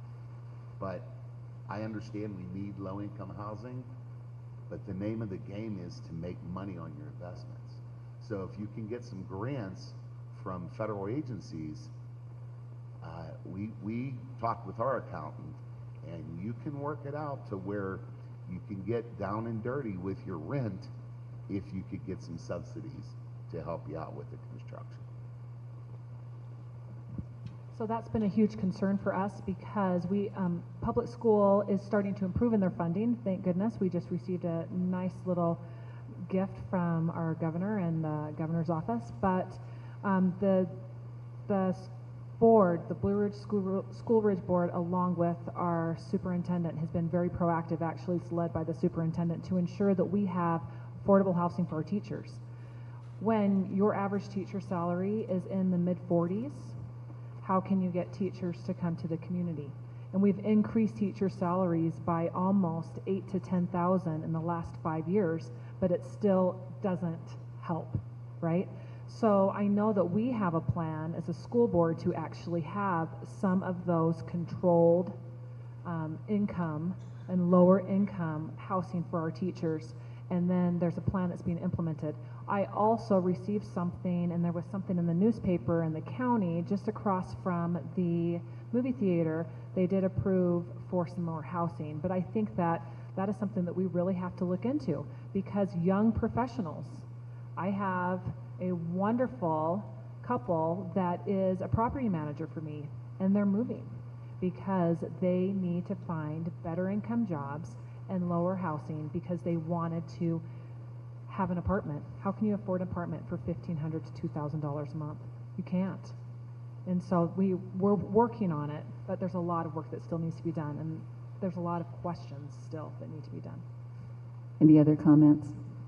Yeah, I don't think that affordable housing is necessarily a Pinetop-Lakeside issue as much as it is a regional issue that we need to work with our partners, Navajo County and the city of Show Low, and really figure out what this looks like for the community, because it's a problem for everybody. I mean, almost everything we've talked about tonight, we cite ability to find employees, both as a small business owner and with the fire department. We struggle both. We are full staffed at our fire department, I think, this year for the first time in, I think, 3 years. We don't have the people applying that we used to have. Same thing with my business. I can't find people that want to come to work. So I think the affordable housing is a problem, as you talk about people that have quit the fire department in the last couple of years. They've cited that very issue, that they can't afford housing. They came up here, they wanted to live in this community as a young family. I want to raise my family here. And then they actually get up here and they realize they can't, not only can they not afford to buy a house, they can't even find some place to rent without going a long ways away from here. And at that point, they decided to relocate. So I do think it's a regional problem. I do also think that there are some plans in the works that are coming through, like the development off of Woodland. But we're behind the 8 ball, and now we can't get supplies, and the workforce isn't there to build the houses, and so it's definitely a problem. I don't know that I have a great solution to it, but. Anyone else? Stephanie? James?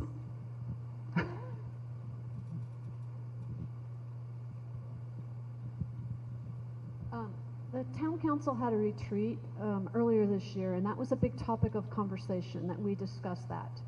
And there are a lot of groups that are working on this problem. And in fact, Allison Hepner, I thought I saw her earlier, is heading up a group that's kind of bringing in the Arizona Department of Housing and some various resources to help us with this. One of the problems we have is areas that would be suitable for affordable housing probably need higher density.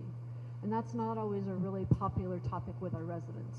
We need to allow them to have apartments, maybe multi-story, couple-story apartments, to make it pencil out, because Tim's right, it doesn't make economic sense necessarily in Pinetop-Lakeside. But going back to what Tabor said, it is a regional issue, and I do think that there are opportunities in our surrounding communities, maybe in the Wagon Wheel area, out towards Snowflake Taylor and White Mountain Lake. Land is not quite as expensive out there, and it is still within commuting distance for folks to come into town. So if we can work together on some of these issues, it would go a long way towards relieving the supply of workforce in our community. James? I want to go to Sterling's point. He talked about at the very beginning about interacting with the schools. Housing is going to be years away, and for how big of a need there is, it's going to take years to even be able to find housing for everybody, even to meet the demands that we have. How can we work better with the schools? How can we get kids interested in working, being part of the community, and at least trying to help them gain an understanding of what it means to work, getting them involved in the community, and hopefully relieving some of the stress that we have about trying to find workers. I know, and if we can do that, some of those other individuals who may be in these other jobs may be able to advance to a better job. Again, this is not going to be like a patch to solve everything, but trying to get affordable housing is not going to solve our workforce issues, because it's going to take such a long time. We have to get better involved with the schools. We have to get our kids involved with the towns. My boy wants to go work at his neighbor's house, and he's 6. And it's like, not yet, maybe you last 5 minutes and then you get bored. But he wants to get engaged. How can we get our kids in high school and junior high engaged more to be wanting to work, to learn how to be a plumber, an electrician, a carpenter in 3-4 years to go be able to go and start building these houses? How can labor is expensive. How can we reduce our materials are expensive? How can we reduce the labor? What can we do as a town to figure out what can we reduce the cost, so when things do line out, we are ready for it. And not, oh shoot, we have the grant, but builders are 2 years out because they're not going to build it at the price that they want. They can still get more money off their investment going somewhere else.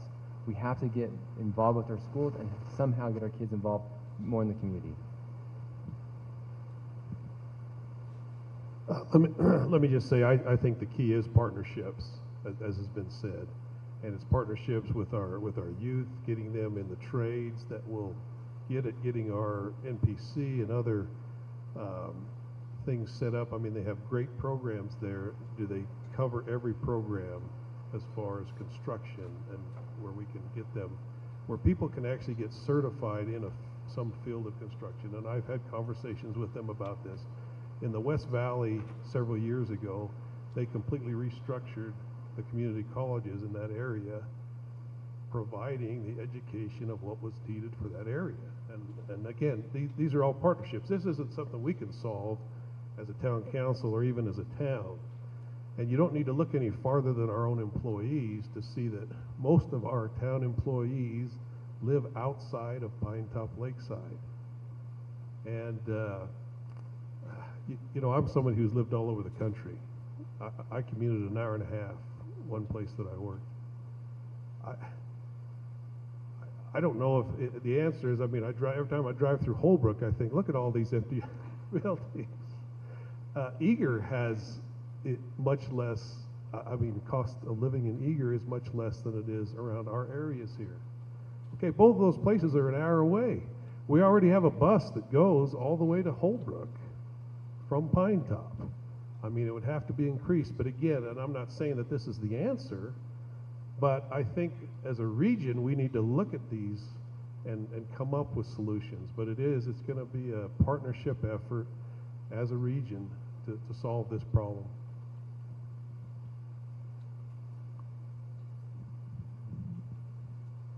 All right, to the next question, and this is addressed to the current council members, starting with the mayor. What is your, let's see, excuse me, why did town council allow P&Z to approve the CUP on 6/23 without a plan? Which CUP? I'm sorry. It said 6/23. Okay. So when you say without a plan, he did have a concept. In order to pull together a whole plan, it's a very expensive process. You have engineering, you've got traffic studies, you've got all kinds of different things leading up to it, technical things. And I don't think it's reasonable to expect somebody to come in and spend maybe even $100,000 and not have that plan approved. So I believe that's why Planning and Zoning did go ahead and approve that, although of course it is going to come back to them later on this month. But without some kind of an approval, I just don't see the need to require those extensive plans. Current council members.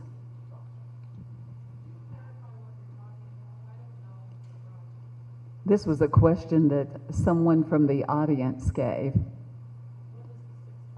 6/23 was a planning and zoning meeting where I just happened to know about it. BC2 or Brett Coate applied for a conditional use permit to look at possibly building a guest ranch on one of two parcels. Yes. And I would just like to add one more thing. Had that CUP been approved, they would have had to come back before the Planning and Zoning Commission with a site plan. And that site plan would have had all of those elements that I just referred to, all the engineering, drainage, traffic, etc. I think there's a lot more that's going to happen in this particular instance. The planning and zoning is so important, and I agree that it is really expensive for a developer to have to figure out what the site plan is going to be, but it's really helpful to the council and certainly to planning and zoning to know more details about what they have involved before they can make a decision. So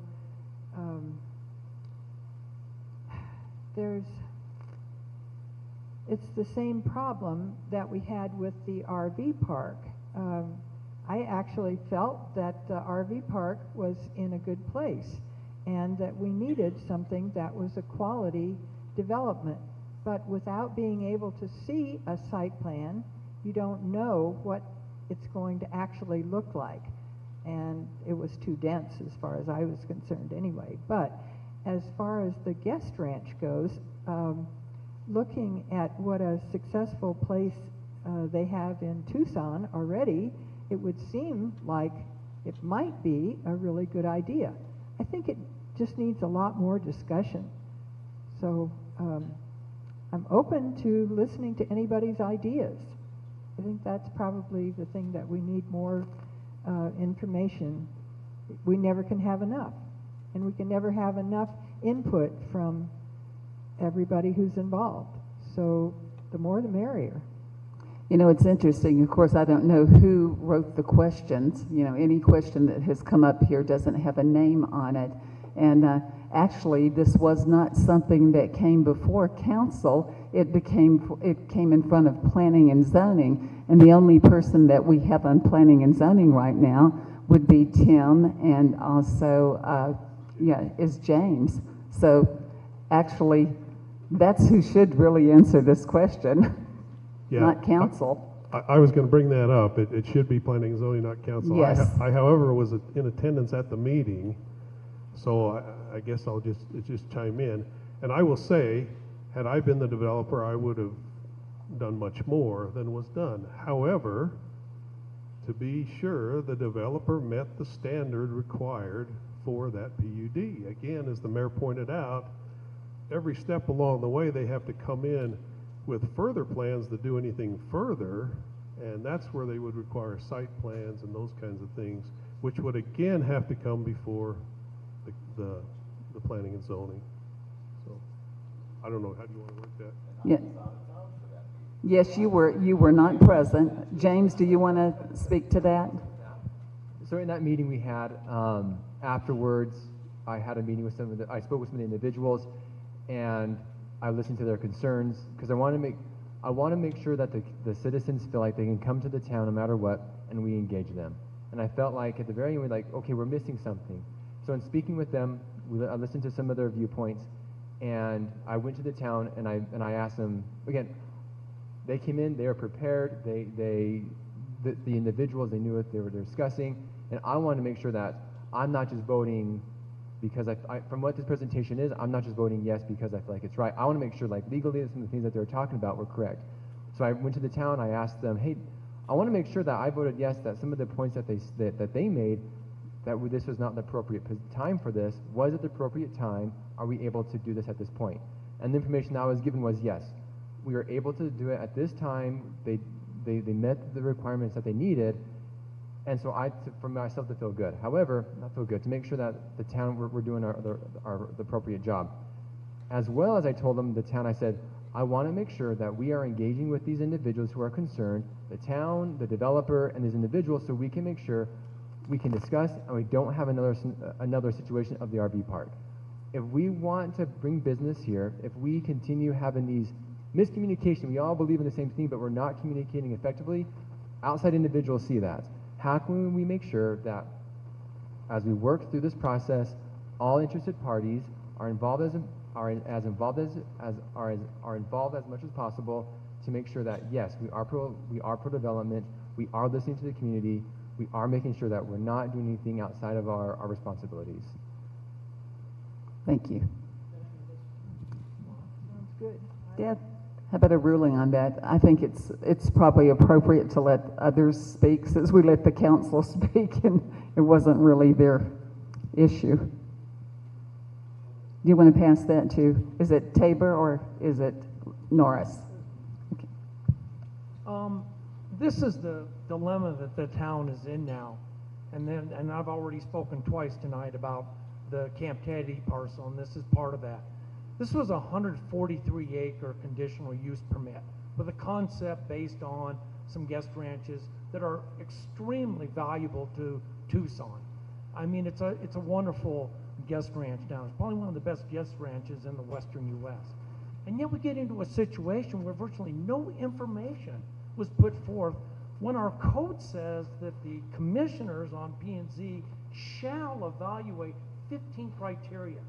And then it goes further and says, shall impose conditions as needed and appropriate. We didn't do any of that. There were no criteria to evaluate. We didn't even know how many density. What are we talking about? Mr. Cote then said later, oh, maybe there'll be Conestoga wagons and, you know, something glamping or this and that. I mean, it's so amorphous, and it's hard for the community to support something when they won't even do, and I agree, it is not the time to do a site plan. It's a time for a modest conceptual plan. Tell us what you're talking about.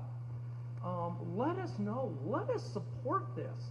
Instead, we wanted to avoid the RV park, and here we are again. And it resulted in an appeal because the P&Z isn't following code.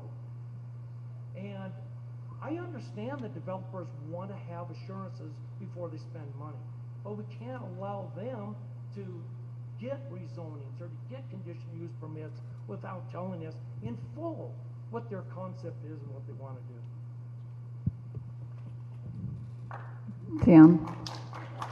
As far as, now I was out of town, so I got to read this on an iPhone, okay? As reading it on the iPhone, I could almost understand what their proposition was, what they wanted to do with that development, okay? So I can't see, there you go, fighting business. We're trying to get business into town. want to be against it. Look what they put in Tucson. To me, it's a beautiful development down in Tucson. They wanted to do almost the same thing here. So it doesn't take too much knowledge to look what they had in Tucson, what they wanted to do up here, kind of like the same. Now I'm just looking from my phone and I'm reading all this. So I don't know why you don't understand what they wanted to do, because I understood. I bet there wasn't 40 words in the application. Can I just say again, I was there at the meeting. Again, I wasn't on planning and zoning, but I was there at the meeting listening. Again, were I the developer, I would have done more. But he met the minimum standard. And he did spell out verbally what he planned to do there. Numbers of structures and what was going to be there. I would have done more, but he met the minimum standard that was required there, and it was. And again, he's going to have to, every step of the way, he's going to go again before P&Z for approval on that. Hopefully we answered the question for whomever asked that. I want to, can I go real quick? Yes, please. I just wanted to say that this becomes an interesting conundrum, and I hope that I don't get booed out of the room for this, but this is the issue, right? We're talking about we need to bring business into town. We're talking about we need to have young people here. We need to find a way to keep our young people here, and yet everything we talk about doing gets booed out of town. And this is a major problem for me. If staff came to planning and zoning and said, we have reviewed this application and they meet all the requirements for a conditional use permit, then it should be granted. We can't go on every single item and nitpick it to death on why we think that particular business does not fit in our town, because we've done that for as long as I have been here. And then we wonder why why our kids don't want to stay here. Why, I heard while I was gathering signatures for this election from numerous people, why does our downtown look the way it does?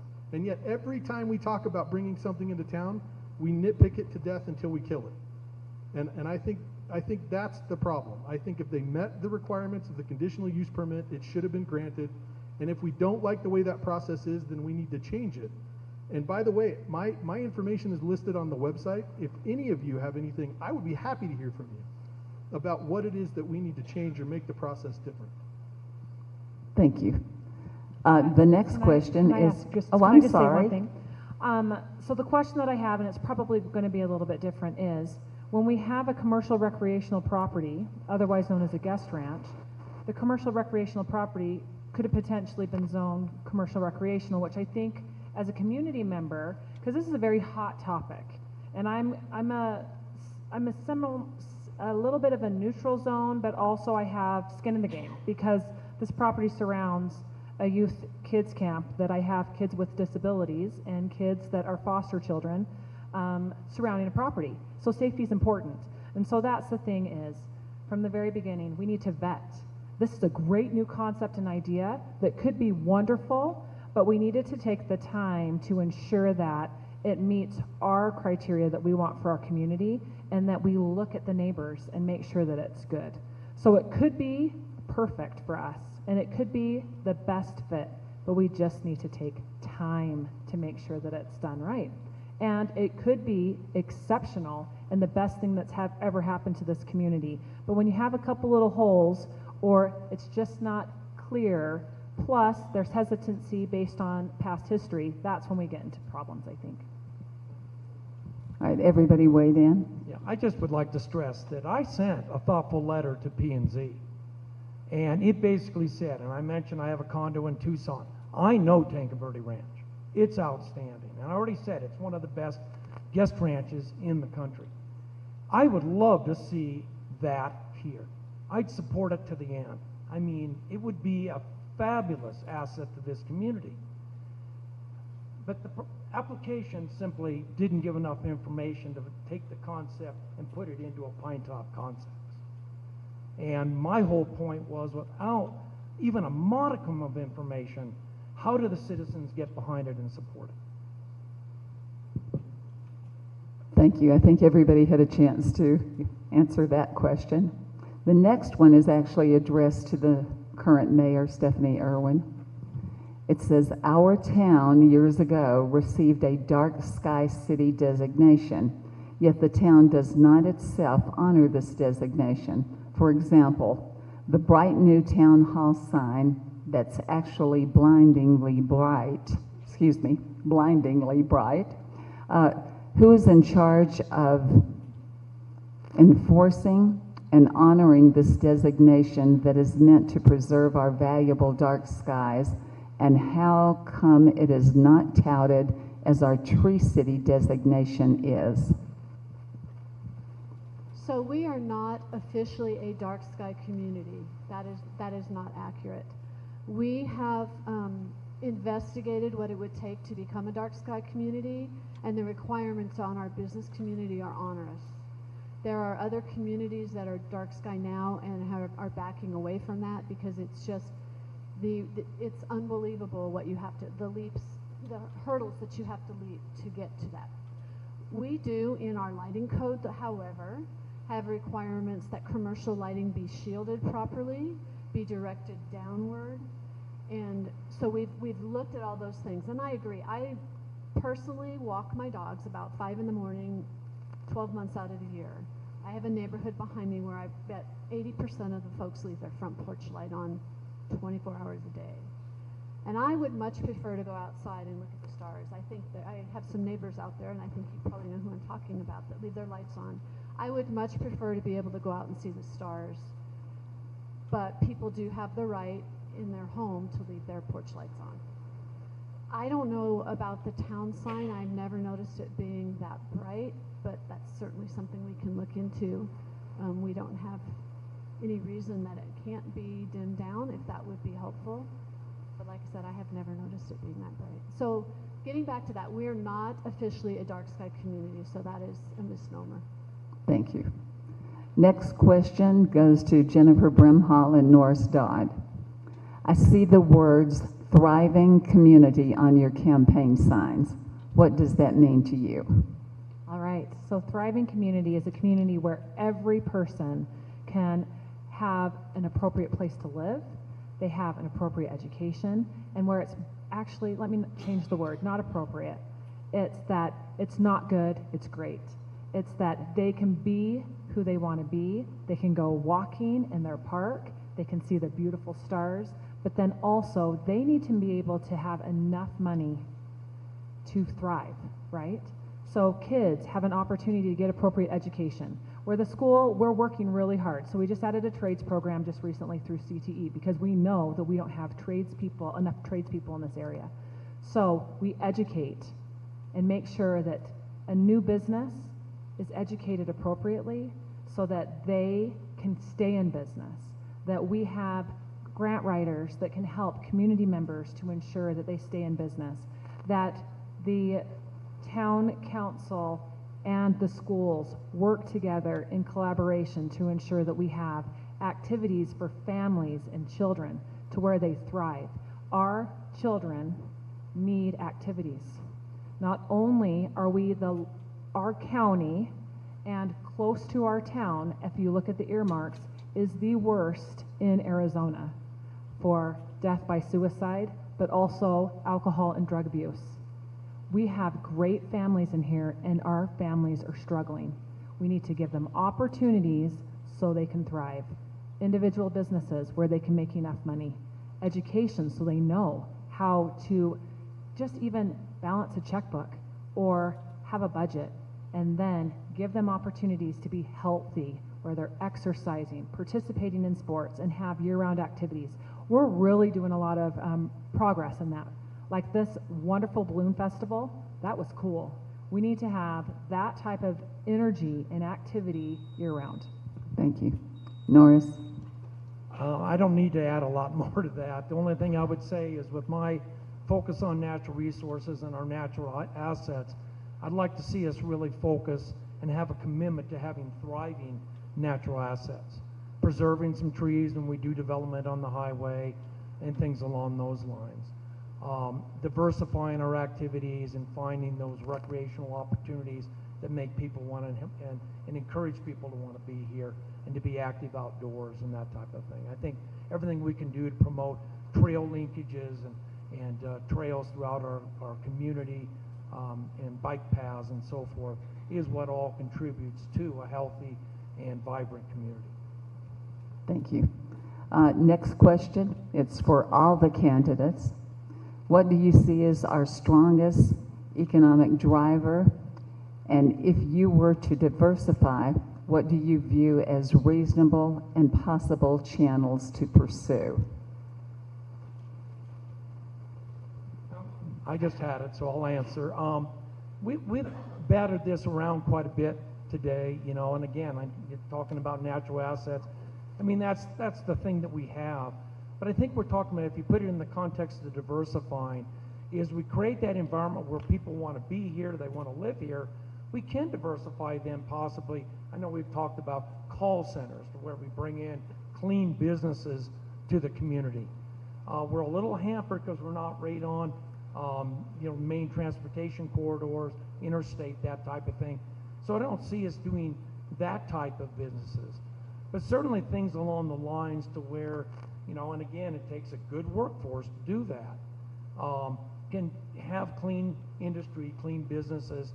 One of the businesses that I really appreciated when they were here for a variety of reasons, and it actually was controversial years ago, was the helicopter repair facility there off of Woodland Road. And they hired a lot of veterans that had experience with doing helicopter maintenance and repair, and they refurbished helicopters. Again, clean business. They were very safety minded. We had some issues where they occasionally would lift off over the park when there were ball games going on, and we worked that out. But those are the types of things, opportunities to where we can promote and have clean business, I think, is something we could focus on. Many people have mentioned, and I think that a lot of us are all in agreement with this, and so whatever candidate you choose, I think will do an exceptional job, is that we need to have activities for people to do all the time. Back to basically a high altitude training center. For example, we have high altitude, you cannot create that. We have beautiful weather, you can't create that either. There's a group of individuals that are working together to create the first youth-specific high altitude training center in the world, and it can be here in Pinetop, in Lakeside. That's a big deal. To put that on the map. Yes, it's only 5% potentially of the people that actually come to experience the exercise and entertainment, but those 5% of those budding athletes, Olympians, and pre-professional athletes, that's going to make the difference. And to be quite honest, you want people to live here, you provide the infrastructure for them to be here.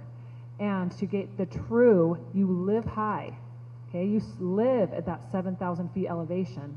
You train at 9,000 feet elevation, so that's Sunrise Park Resort, and then you compete. And then if we start producing athletes like that, only a small percentage, they will come. That's what we have to focus on. Also, you have to have the appropriate cabling and internet because we need those clean businesses. If you look at Taylor and Snowflake right now, there's houses everywhere, and those are not VRBOs.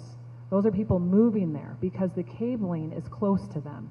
We need to continue to expand that here, and people reside in this community. If I could go road biking, I'm not a mountain biker. If I could go road biking and not feel like I'm going to be killed, and after 5 o'clock in the morning, I would be road biking every day. But I'm a little bit wimpy now that I'm getting older, and I've seen too many injuries. If we develop that, that's our ticket. That's our key. Before you pass the microphone, I just wanted to make sure you understood, Tabor, that was to everybody. The question was to everybody. Correct. I was just gathering my thoughts a little bit.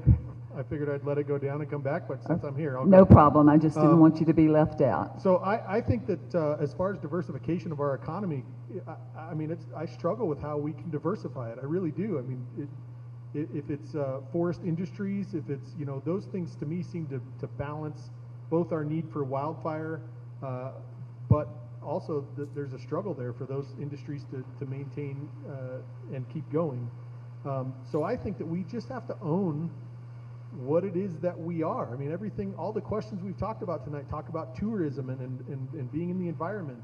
And I think that if you look to other towns, that you can point example after example of towns that have owned tourism. They've owned the fact that they have a small resident base, and their economy is based on tourism.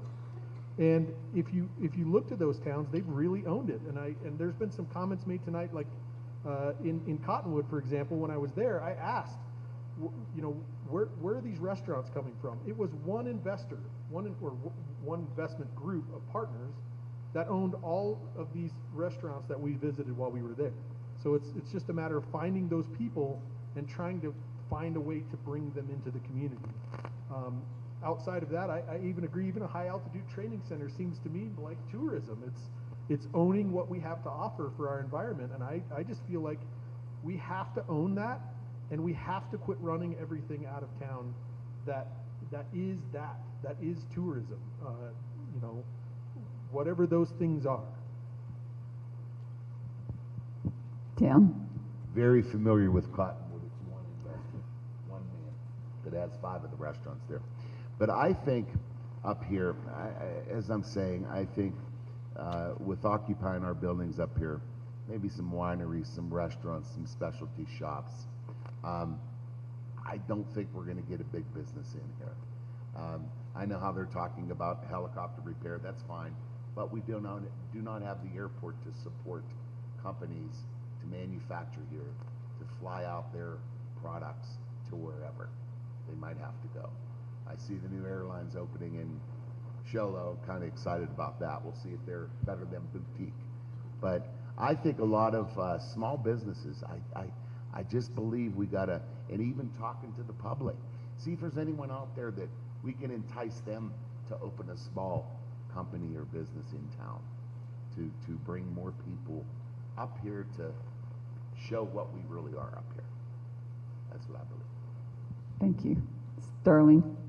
I'd agree with Tabor. I mean, we live through tourism up here. And we do have to own that, and we have to encourage it, not discourage it. And I think we do need to diversify. I mean, I think there's some room for a little some small manufacturing. Someone who does something with flies for fly fishing, things like that. I mean, I would love to see some of those come up and around. And I mean, we've had inquiries from people. It is a little bit more difficult to move product, but you can do it. And but we do. We're a tourist town, and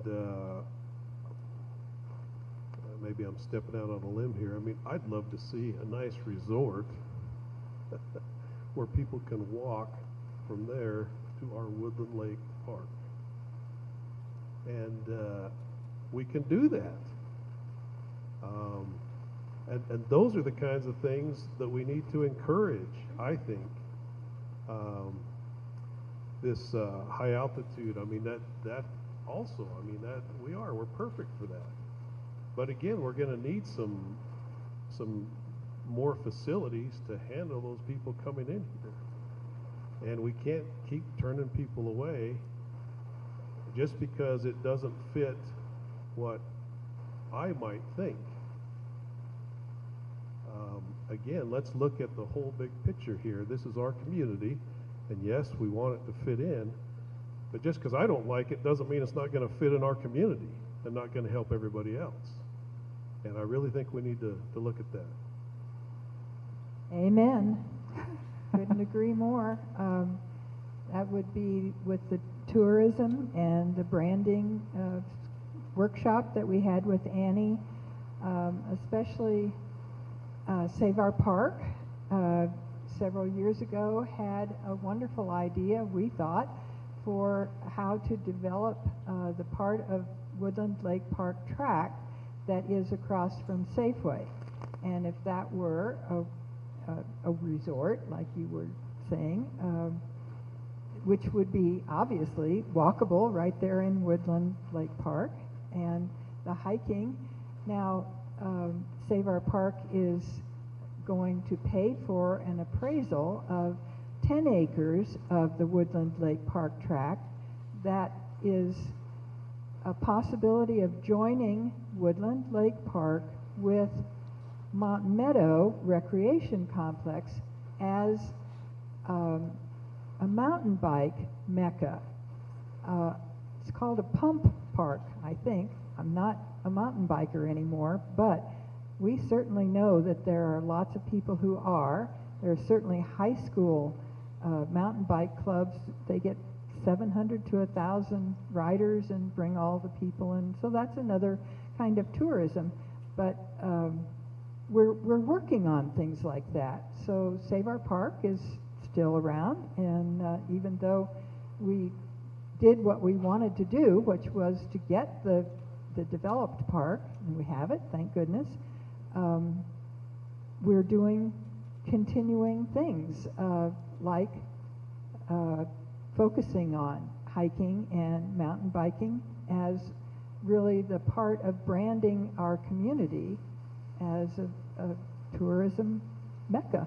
So I hope it'll work. Low on time, so I'll just pass on. Okay, I think we can all agree that tourism is the biggest economic driver of Pinetop-Lakeside. And we need to promote tourism for all ages and across all walks of life.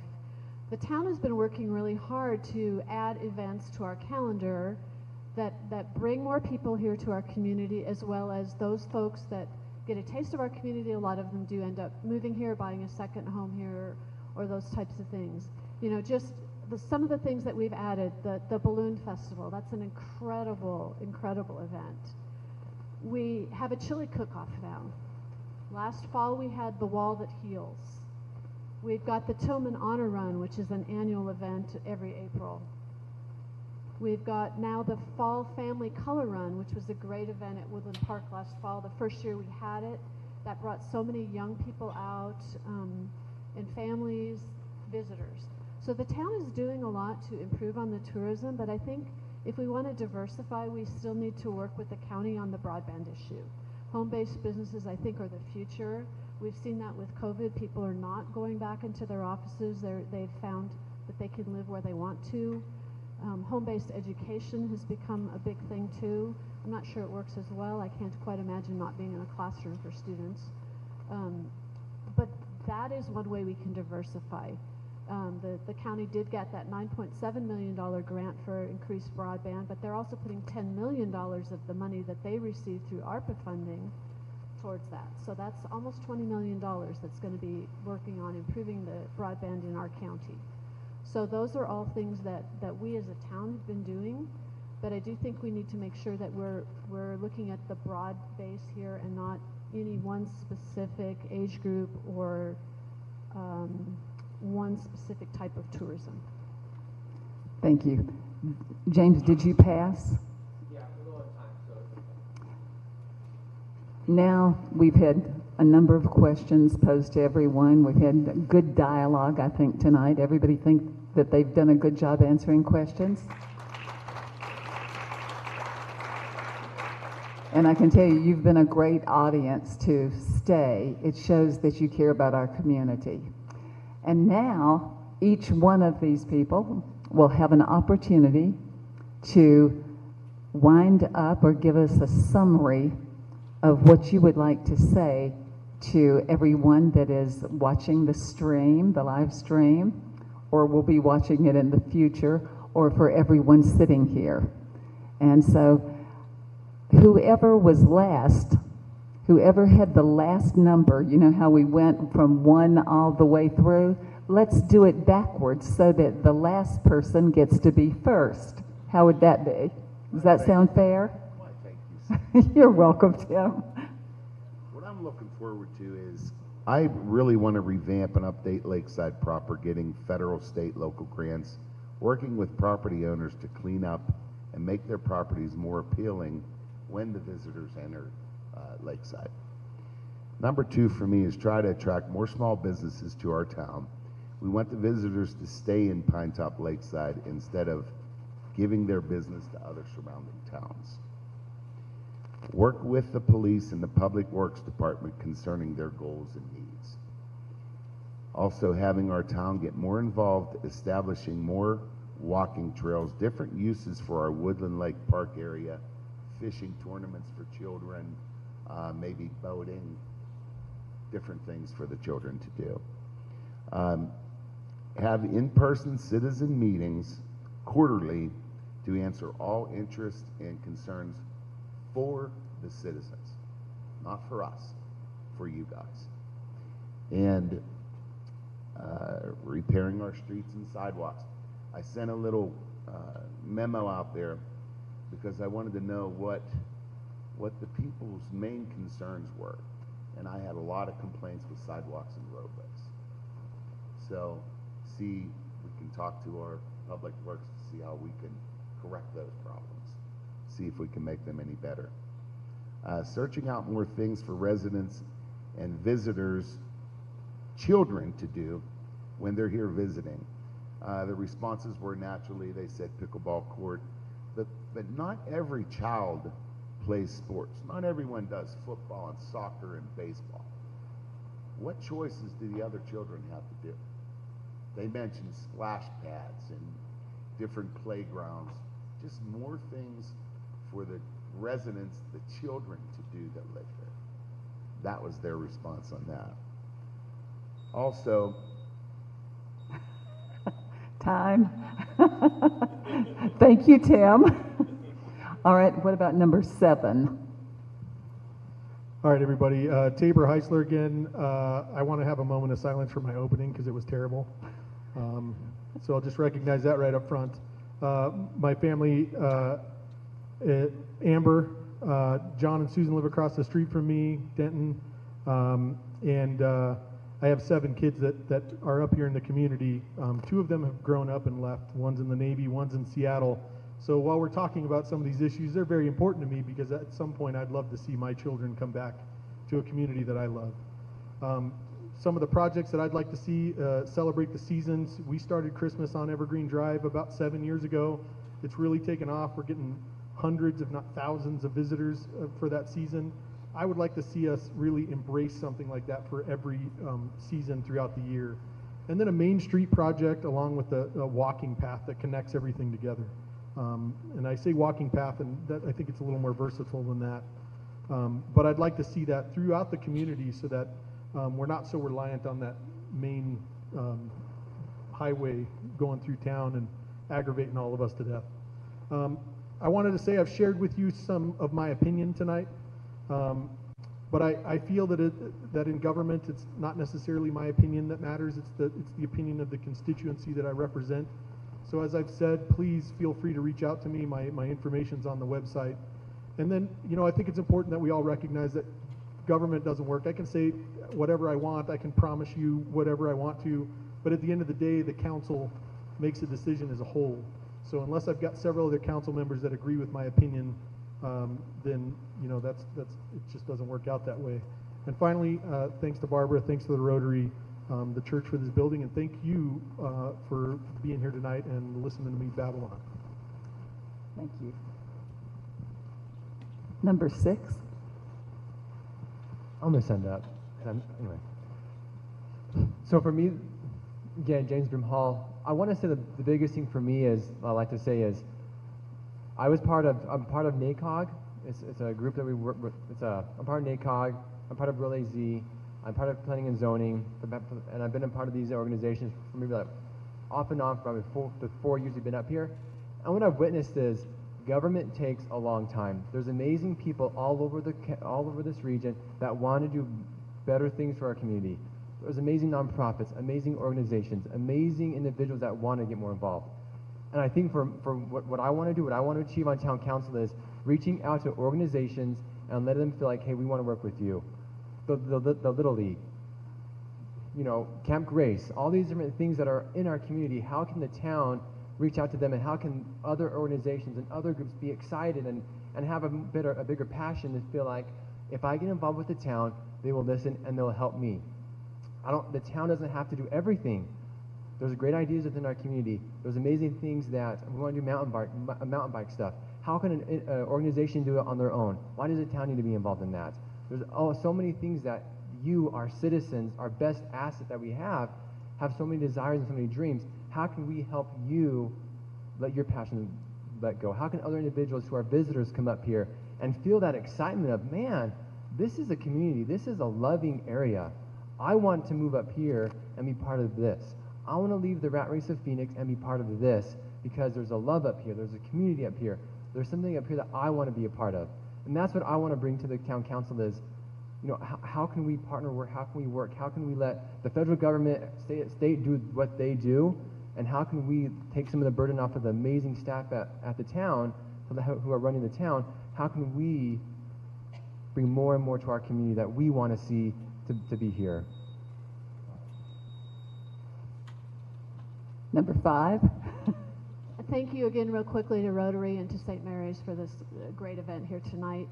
I have been reflecting back on my 6 years as mayor, and I think my greatest accomplishment in the past 6 years has been restoring stability to the town of Pinetop-Lakeside, restoring respect among council members for one another. We don't all agree, but once we make a decision, we stand behind that decision. And the community sees that. The Salter Family Foundation saw that when they decided to donate $1.635 million to the town of Pinetop-Lakeside so we could buy the park. The business community has seen that. Our revenues in the last 5 years have gone from $3.6 million in TPT taxes to $7.1 million. That's nearly 100% increase. And that is due to the stability that we are seeing in our town council and our staff. You know, I look back on the things that we've done. We've built a new town hall. We've completed the Billy Creek pedestrian bridge. We've done improvements to our library. We've created and built the beautiful Jack Barker Memorial Park. We've moved the VFW Memorial Park to Town Hall. It's right there on the road so you can see it. We host amazing events there for the veterans. The VFW is an incredible partner with us. We're working on Mountain Meadow. We've put new lights and brought the soccer fields back up to official soccer field regulatory sizes. The things that we're looking on, one more thing that I really don't want to miss, we've got a road maintenance plan. Matt and his staff in Public Works have got our roads on a strict schedule for maintenance so that we don't go back to 1999 when all the roads were paved and then they fell apart all at the same time. We have a plan for that. The collection and recycling center, I think that's kind of been a huge thing for our community, and that's happened in the last 6 years. Looking forward, we need to get our police department building done. I'm sorry, it just turned yellow. We've got to get that done for our Thank you. And let's see, would that be number 4 that's next? I'm next. Again, Sterling Buse, and again, thank you again to the church and to the Rotary for doing this, and thank you to all of you for being here. Again, I think our youth are top priority, but everybody is. And we need to work partnerships. I look at the retirees around and all the wealth of knowledge, and if we can get them working in partnership as mentors and things like that, I think that would go a long ways. We need to improve our partnerships with surrounding communities and everything around here to work on some of these issues such as affordable housing, that kind of thing. I agree with the mayor. I mean, a lot has been done, and the police department is underway now. It's going to take a little time, but that's the next big step here. And I'm always available. You can reach me as well. I'm glad to talk to anybody at any time. I've attended several meetings where people want to talk, so please reach out to me, and I'm glad to talk to you. Let me just say this in the end. As an FBI agent for 25 years, I was sworn to uphold the Constitution. And in doing that, I enforced the laws, whether I agreed with those laws or not. And tonight I can promise you that as a member of the Town Council of Pinetop-Lakeside, I have and always will put the best interests of the town of Pinetop-Lakeside above my own interests of any kind. And so thanks for coming tonight. Thank you. Number 3. I am so impressed with everyone's responses to all of the questions, all of the ideas that have been shared here. The fact that so many of you came, and I hope that there are a lot of people who are enjoying this also as a streaming. Thank goodness we can do things like that now. I mean, such progress has been made. As Stephanie reiterated all the things that have happened in just the past few years, it's pretty amazing. The fact that we are trying to get some better ways of communicating, getting everybody's ideas, sharing your information. We want to know what everybody feels, and yet how do we do that? We have a survey that's going to happen, I hope, soon, and I know that there are plans being made for things that will happen in the next few years. Excuse me, yes, frog in my throat here. I think one thing that has not been mentioned in all of the things that we've been talking about is the traffic light at Chevron. We have a really hard time getting across 260. Everybody knows that. There's traffic, so much traffic in the summer, thank goodness, but it makes it almost impossible to go across the street. So we are working on that. Deciding what to do with the land in the rest of Woodland Lake Park is another thing that I'm very concerned about. And I would like to know what everybody else feels about it. We have a wonderful organization that I've been, wow, already. I don't know where the 2 minutes goes fast, doesn't it? Okay, number 2. Thank you again for coming, and thank you for hosting this wonderful event. These are exciting times. And when you have exciting times, you need innovators, and you need entrepreneurs, and you need educators, and you need people that are good listeners. And we have a great panel up here. And I think we have lots of opportunities. But it is also important that we are able to monetize the things that we want to do so we can continue to develop. And we can monetize through making sure we have all these small businesses that are in this area. We can monetize by starting small. Maybe we do focus on one area to give us a jump start that will help us fund other programs, because we need art and we need music and we need a place for families to hang out on the weekends, and we need young adults to feel like they have something to do, because they are our workforce and they are the powerhouses here. And I know that we can do this with our community. I've seen it many times. The amount of volunteers that they have at Blue Ridge Days, for example, over 100 volunteers every single year, where people paint and clean up. People are willing to put in the work. We have to give them the opportunity. And that is how a community thrives, because we have some of the most brilliant people I've ever met that's in this small community here. And we have a lot of diversity in this community. And we have a very unique culture in this community. And we can do this together. Thanks. Thank you. And the last shall be first. Well, I just want to reiterate, like everybody, thank you for being here. Thank you to Barbara for moderating and Deb for helping organize this with Rotary. I think it goes without saying, and I see so much passion up here, and you guys obviously have that same passion. We all love Pinetop-Lakeside. It's why we're here, it's why we're concerned, and it's why myself and the others are wanting to be on town council or on serve as mayor. There's a lot of issues that are facing the town, a lot of really positive things going on. I think that's very evident. I've had an opportunity to share some of my concerns about Firewise, balancing growth against maintaining our quality of life and so forth. One thing I will add is, our general plan does need to be revised in the next 2 to 3 years. And I think that's going to be a really important undertaking for the community to embrace, and everybody needs to be involved in that. I welcome the opportunity to serve again. I think it's an honor to serve, and really appreciate that honor. As I said, I'm committed to transparent government, full engagement of our citizens and everybody. It's critical, and I always try to learn all perspectives on issues. The thing that's so exciting to be on council is the town government is the level where things really get done. It's really the level of government that matters the most to people's lives. The rubber hits the road here, and working with this town is blessed with an incredible staff, hardworking staff that gets a lot of great things done. And I would like to be involved with that again at the council level and to help make sure that we can make government work at its best here. Thank you, and good night. And, you know, let me stop everybody right quick, because there was one question that was asked that, that I did not read. I see it glaring at me right here, and I want to make sure that we get an answer for the person that asked it.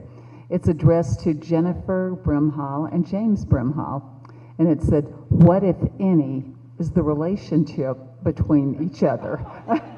That is a really great question. What? I'm too old. Anyway, we actually discovered maybe through an app that 4 cousins through marriage. Very exciting. Right? So you agree with that answer? He's the one that told me that. He So told I'm you. relying 100%. Okay, that's good. And All right. absolutely. And one thing I wanted to say is I said, and the first shall be last. That's what I should have said instead of the last will be first. But you all did a great job tonight. I think it's wonderful that we have such a great group of people that were willing to speak openly to everyone. And so I thank you tonight. I applaud you. And I'm going to turn the microphone back over to Deb Eldridge. She really has done a great job along with the other Rotary people. We know that Rotary is one of the most respected groups ever. Those that belong to it really look at ethical ways of doing things. And she is really a hard worker, and she put this together, and I thank her so much. So once again, thank you all for giving us your time tonight, for being open with us, for being honest with us. And ladies and gentlemen, you have a very tough decision to be making here pretty soon. The ballots are out, I'm pretty sure, and I think they're due back. Correct me if I'm wrong, Christy, if you're in the audience. Is it August 2nd or August 4th the ballots are due back? 2nd. So you have a very tough choice to make, because we have extremely qualified candidates to lead our community. So again, thank you all very much. We appreciate your time. And tonight, there are some refreshments in the back. Please help yourself. Drive home safely, but